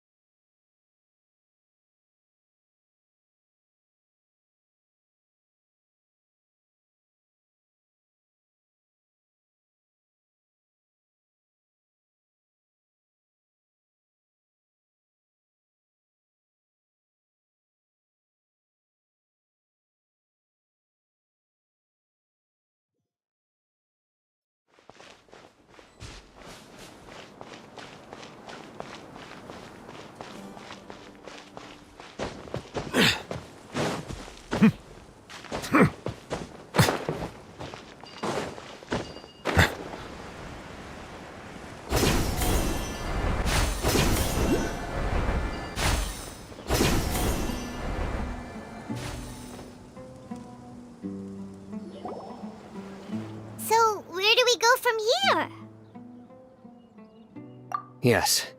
After leaving the village, we should head straight toward the desert.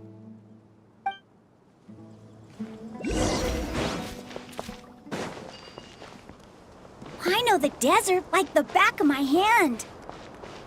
Is that because you play here a lot? Yep. One time, Grandpa almost got lost in the desert, but I was the one who brought him back.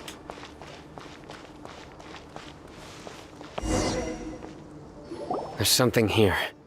What's this? It's buried in the sand. Looks like we'll need to roll up our sleeves and do some work. And Paimon thought running around everywhere was already enough work. Okay. So we have to dig it out? Whatever's down there, it looks like it's buried really deep.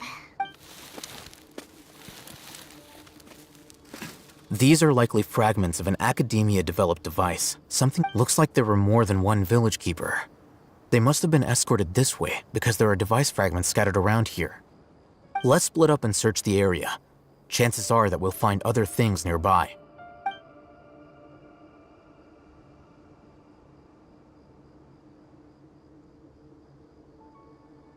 Is this what we're searching for? It looks kind of scary. This is definitely a device used to extract divine knowledge. How did it end up buried in the sand? They must have been attacked along the way. Wait, what? Grandpa, I hope you're okay. Don't worry, your grandpa's gonna be fine. Razak didn't display any signs of starvation or dehydration, which means that they left fairly recently. We should be able to catch up. One more thing. Given that the device had been entirely covered by sand, I believe the attack must have happened prior to the sandstorm. Let's keep going. They can't have gone far.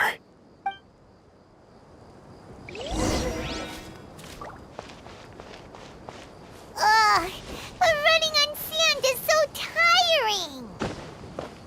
But you're flying, aren't you, Paimon? Is flying over sand tiring too? Ugh, of course it is!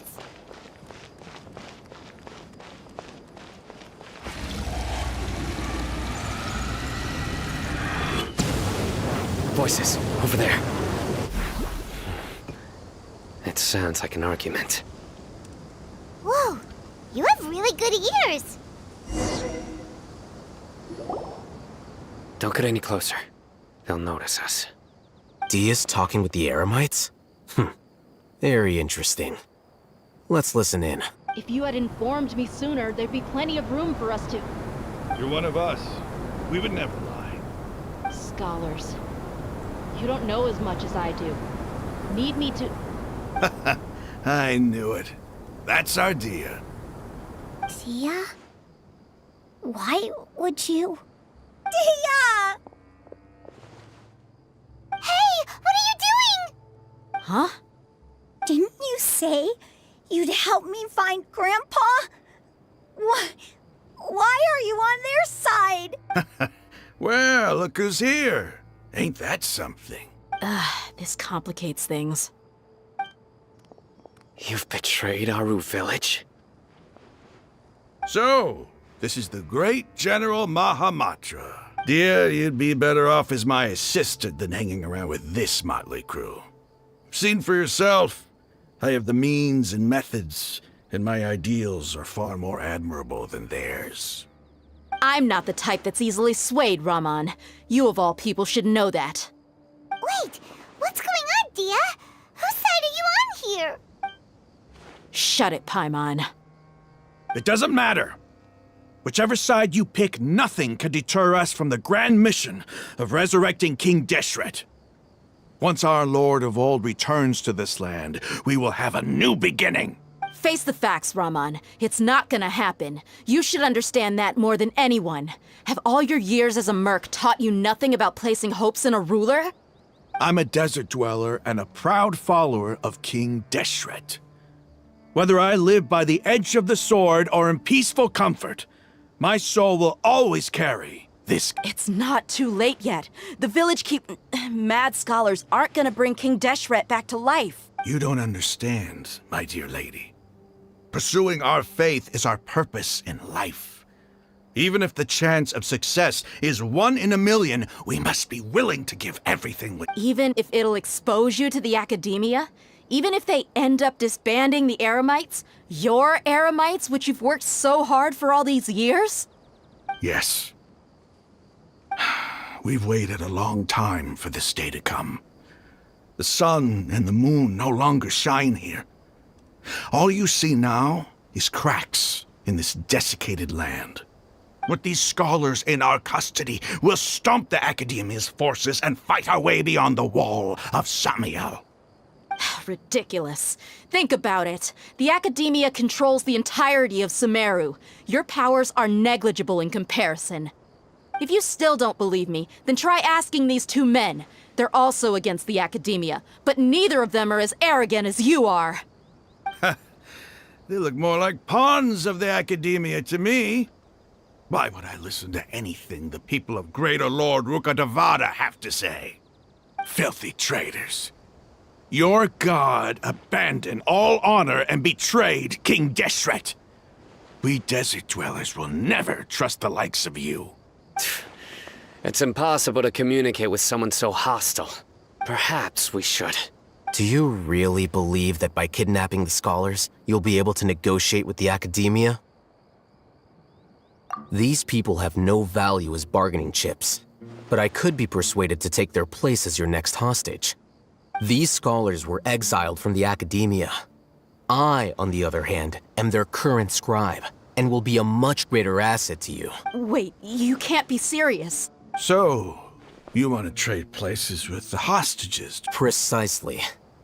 And What are you thinking? What if they decide to kill you instead? well, that would be bad luck for me. However, I'd get the chance to observe the scholars, perhaps even find out the truth.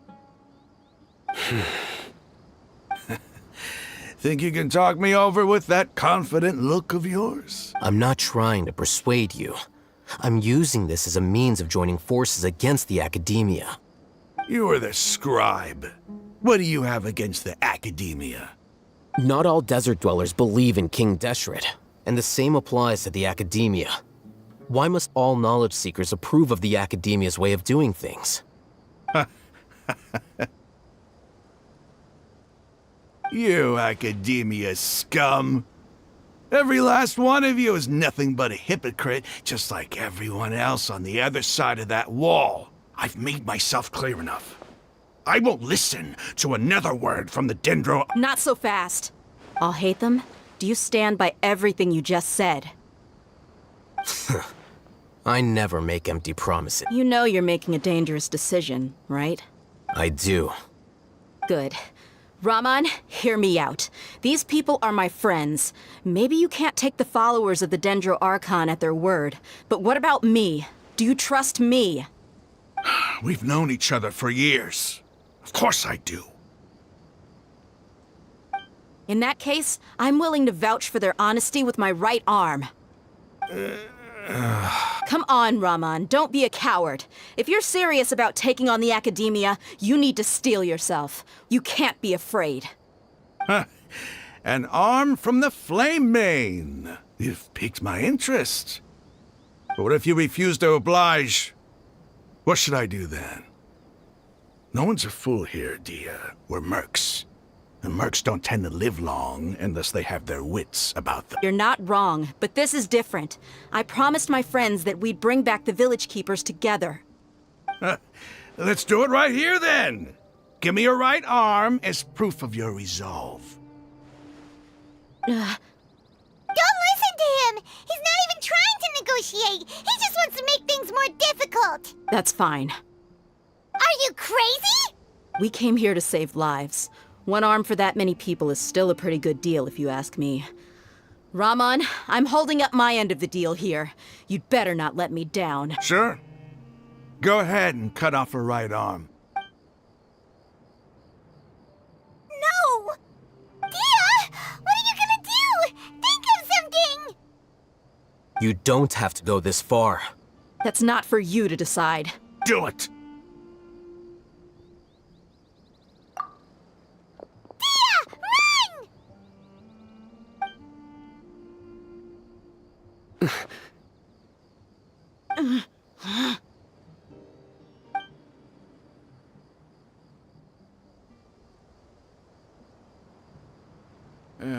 Stop! What's wrong? Flame Mane, you and I are both desert folk. Cutting off your arm is no different than cutting off my own fingers. Where's the sense in cutting my own kin to pieces? You've shown me that you're serious. Go on now, take your friends and leave. Meet me in the desert at noon tomorrow.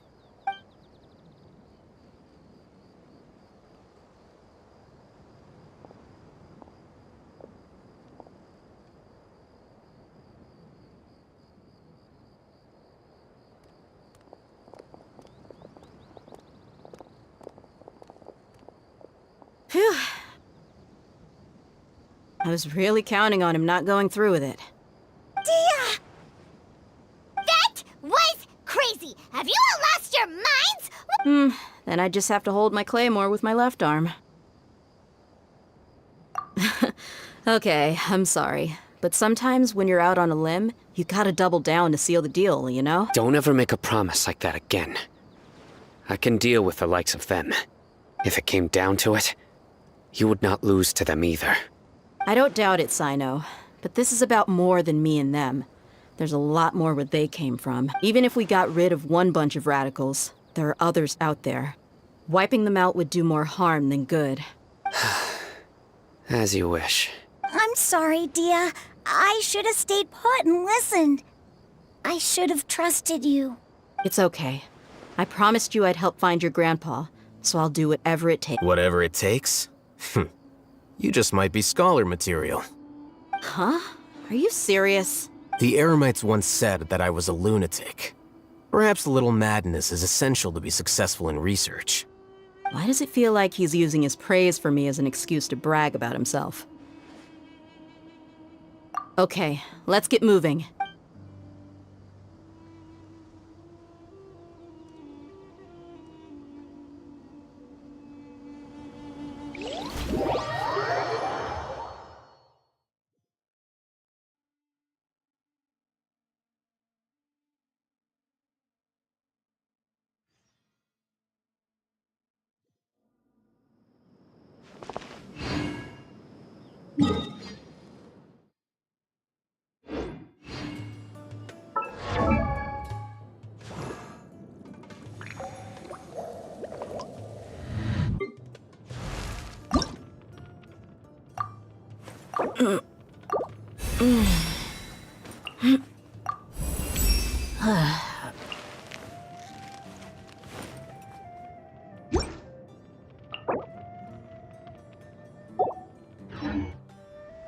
Melusines are beautiful creatures.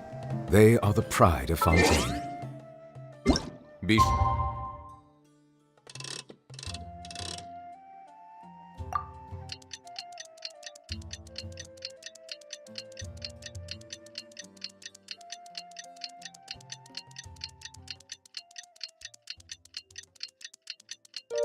to be friendly. Cause them no harm.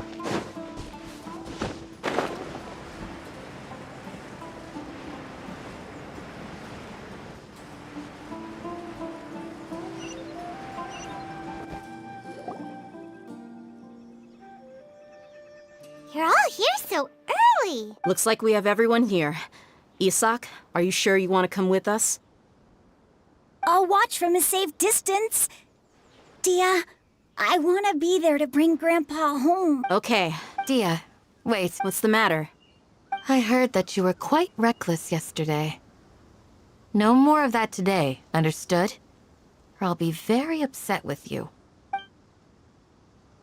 Fine.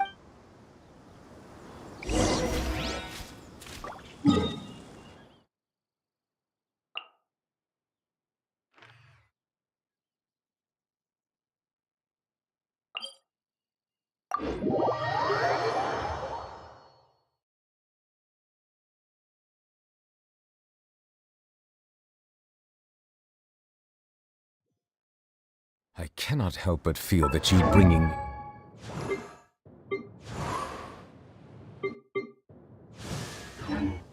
here is some sort of an assassination attempt.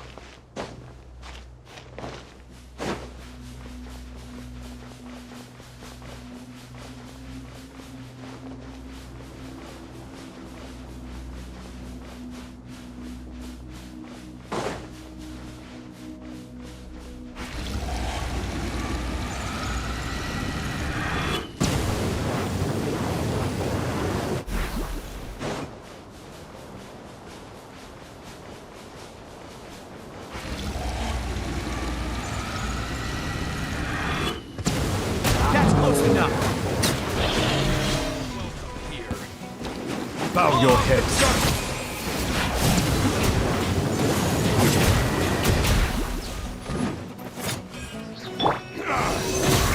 Animal test 6301. Fill their eyes! Into the fire! Silence!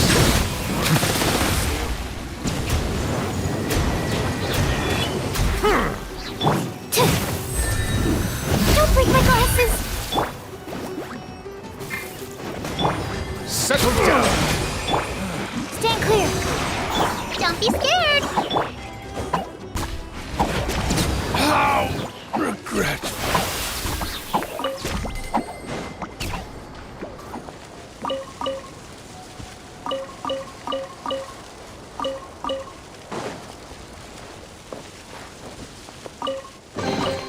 Let the record show that I verbally consent to relinquishing these items into your possession.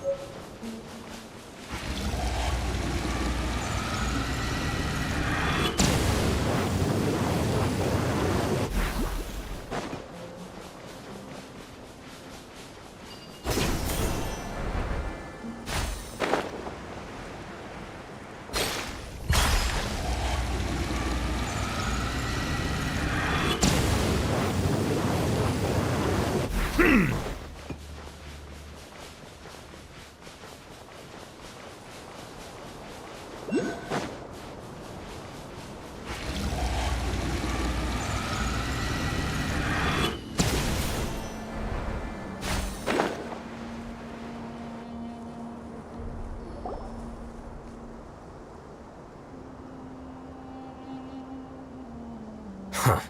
They got here before us. Uh-oh. Is it because Paimon overslept by 5 minutes and held everyone up? Is everything ready? Absolutely. You brought fewer people than I imagined. Bring him over. Grandpa! Why is there only one of them? Raman, I've always thought of you as a man of his word. What's this about? It's a 1-for-1 exchange. Sounds fair, don't you think? And let me put it this way. Agreeing to any kind of deal with the Dendro Archon's people is already a huge compromise on my part. Don't you think you've asked enough?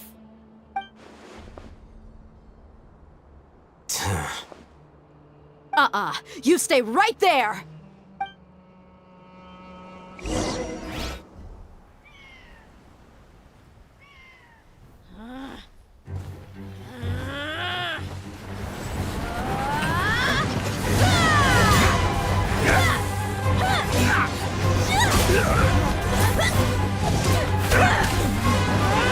Playmate! What do you think you're doing? Grandpa! Don't you see this blade here? You coward! Why are your hands shaking? Wait a second! It's a earthquake! Grandpa!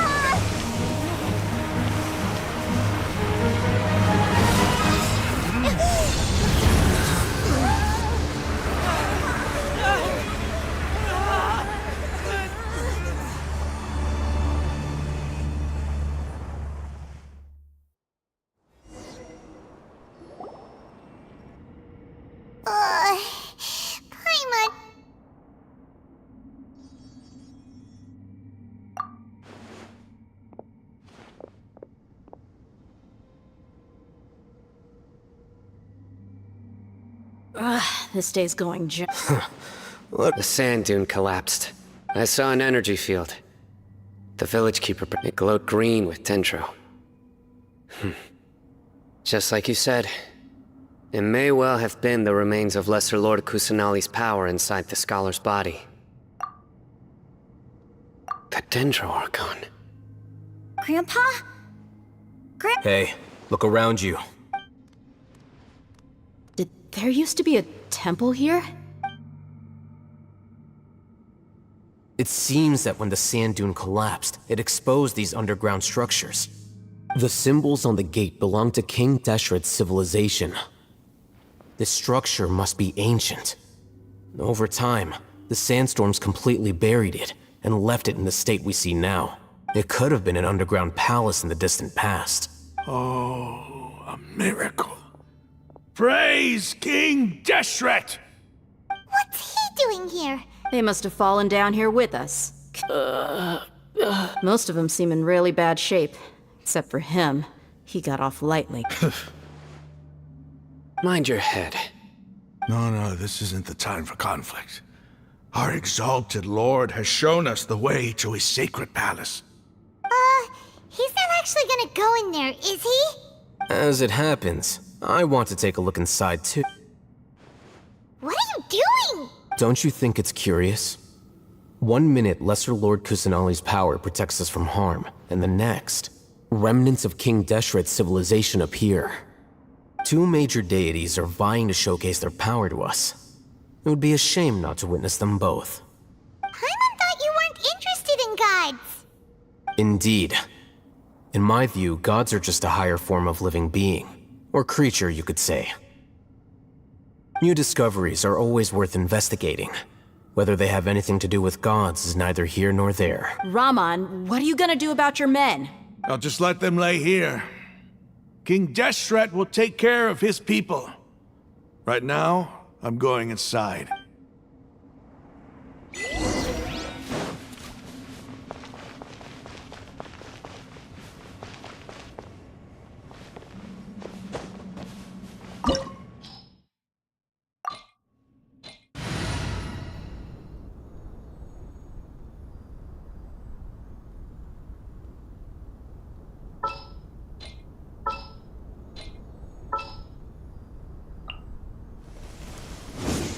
Time to get down to business.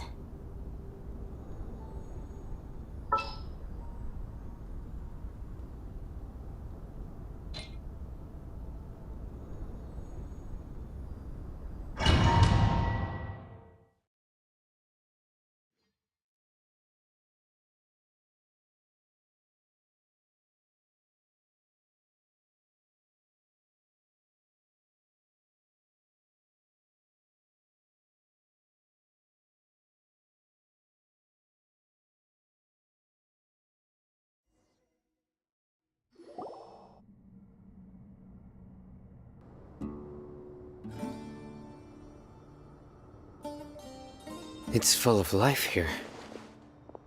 This defies comprehension. It looked completely desolate from the outside. Yet, it flows with energy inside. Yeah, and there's so many plants. It's so pretty. Sir Raman. Huh? Do you see another Raman here? Are you mocking me? Interpret it however you want. But there's something I'd like to draw your attention to. While this structure is clearly left over from King Deshret's civilization, the energy that flows in here is that of the Dendro Archon. Whatever you say. It's not like I have a vision. There's nothing to be angry about. Think of this as an academic journey. It does seem kinda strange. If that's true, then we might have to explore this whole area to find an explanation.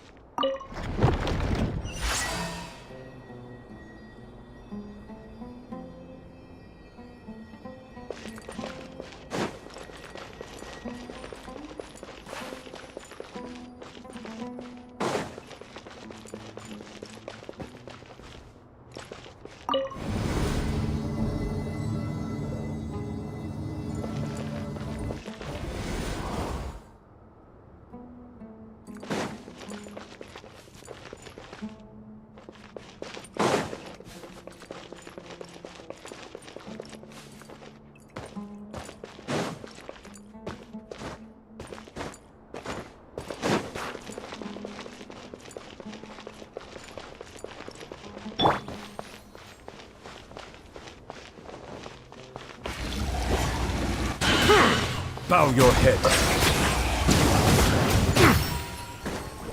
The tides beckon.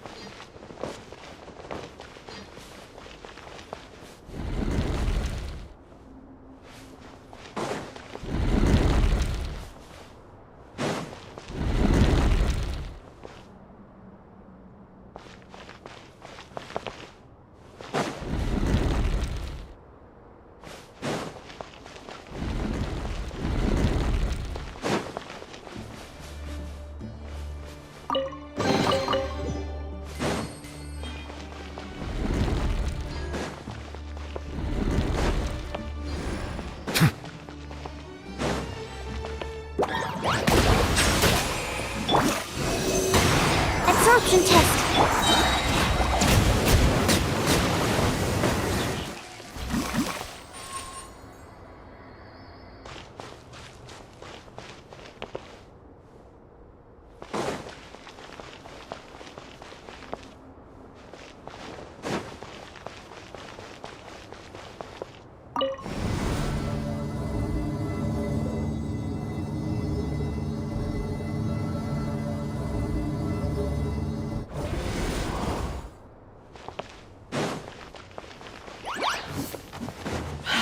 Settle down! Enhanced animal module. Uglay, you're up!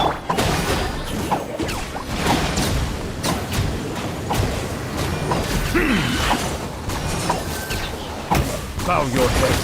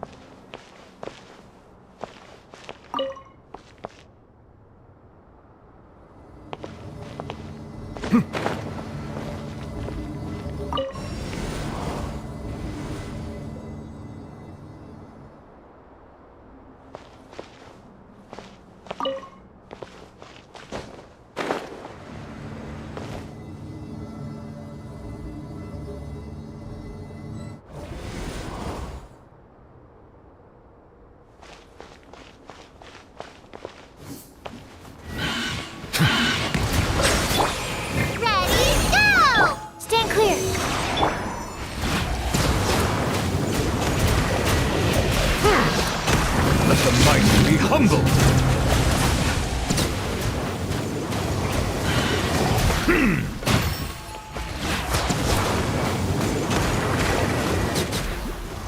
Silence!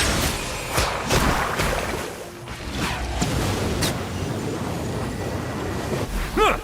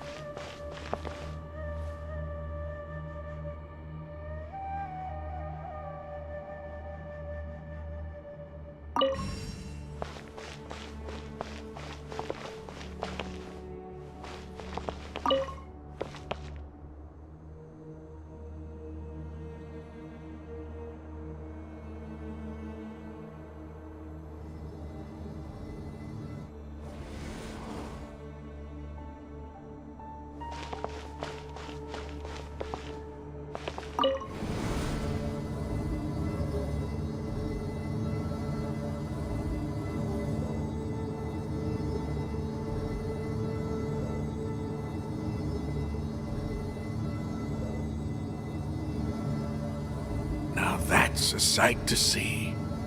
King Deshret's splendor surrounds us. There's so much vegetation here. It's different than what I expected. Sure are a lot of plants for a desert. That's what I call divine providence of King Deshret.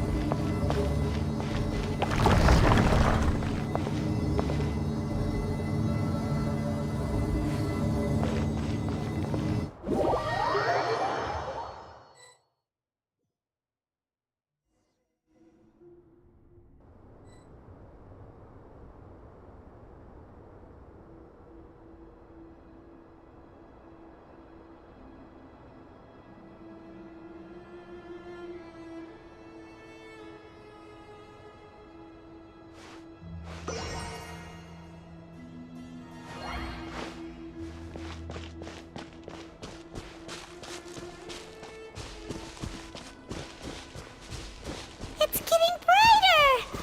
Oh, it looks so beautiful!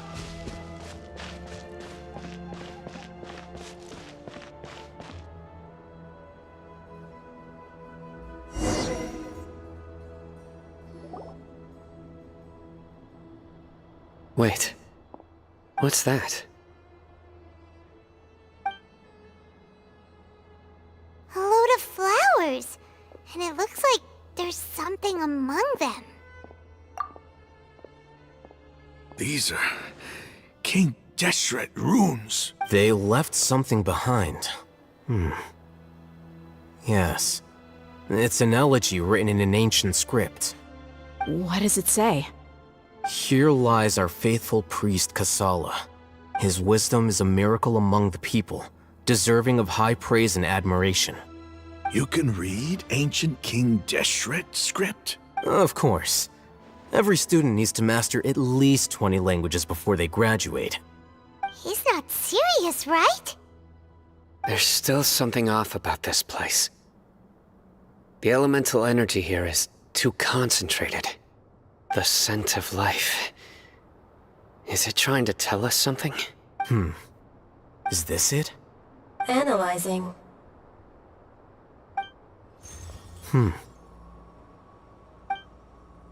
There seems to be a hidden message among these skeletal remains.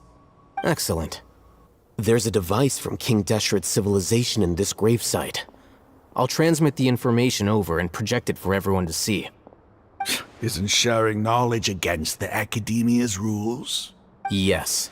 However, under the circumstances, I'd prefer you to see this for yourself. You'll understand after watching it.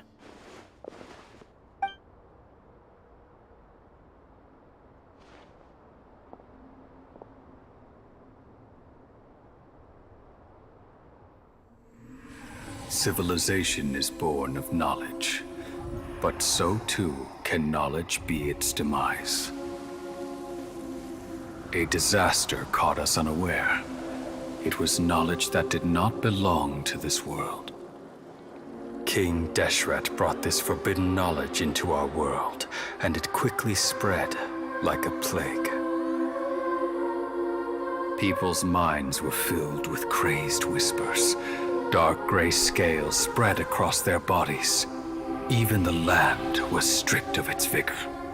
Only a desperate, deathly silence remained.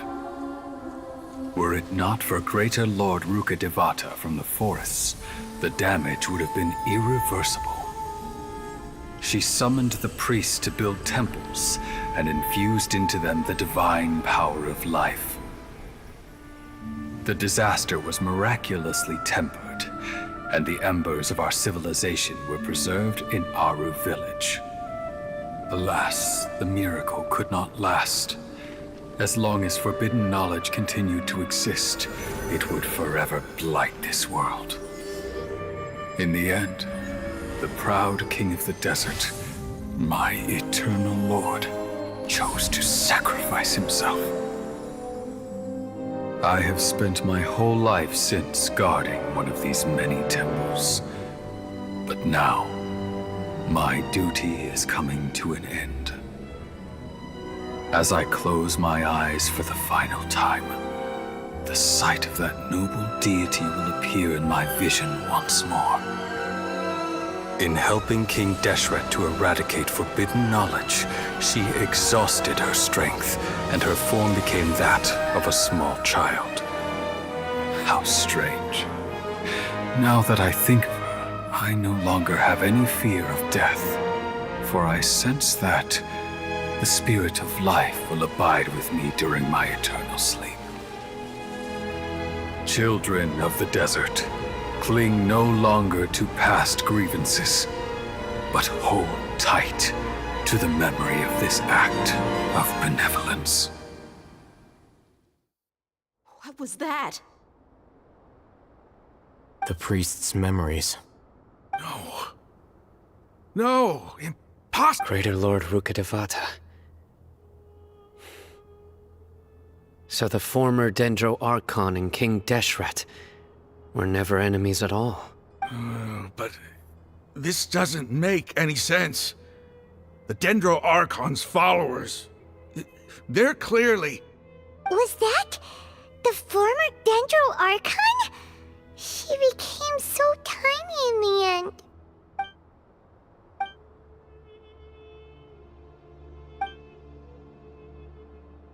You might be distrustful of the Akasha, but there's no reason for you to doubt King Deshret's technology.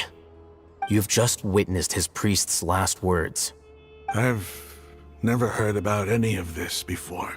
The surviving followers of King Deshret all gathered in Aru village. Our god did not make mistakes. We refused to believe any of the rumors. King Deshret's death, the all but total annihilation of our civilization, it was all Greater Lord Rukkhadevata's doing. We saw her as nothing more than a traitor, who stabbed us in the back in our moment of crisis. Just like us humans. Fighting, feuding, double-crossing each other to survive in the desert. You were blinded by your prejudice.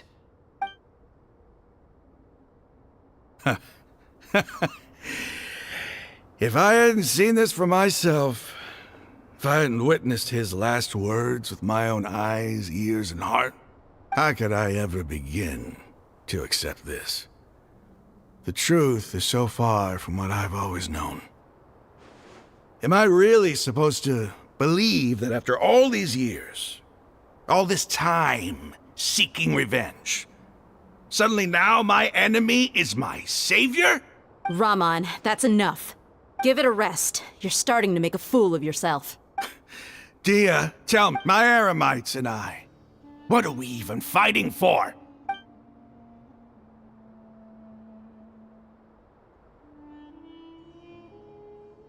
Hey, how you doing? I'll live. I should probably go. Can't just stay here forever. What's your next move gonna be? Oh, I know what you're going to ask. I feel deeply ashamed of everything I've done. You'll get everything you're asking for. But please, give me some time. After everything that's happened here today, somehow I need to explain it to the others. It's not gonna be easy. Well, I guess that's for me to deal with. Dia, this is where our camp's located. When would be a good time for us to go? Tomorrow, I'll convince everyone that we're all on the same side.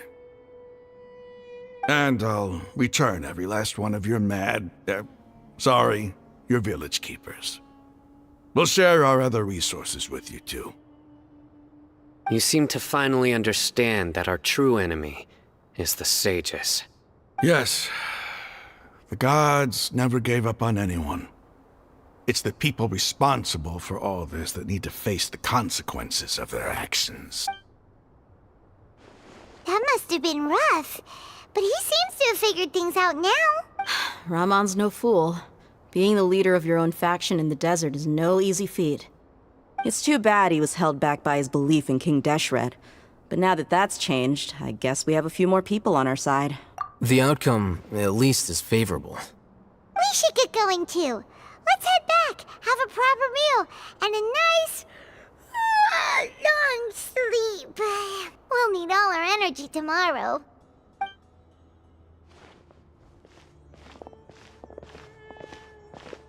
Hmm. Sino, we're leaving! Stop yelling.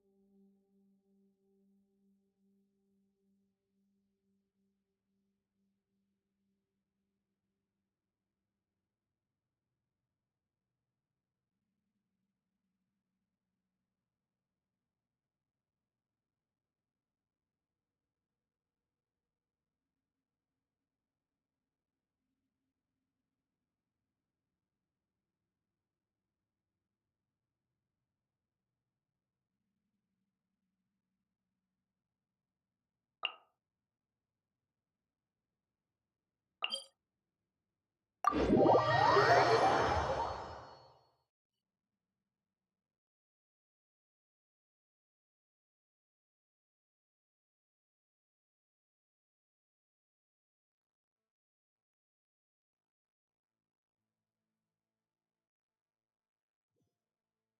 cannot help but feel that you bringing me here is some sort of an assassination.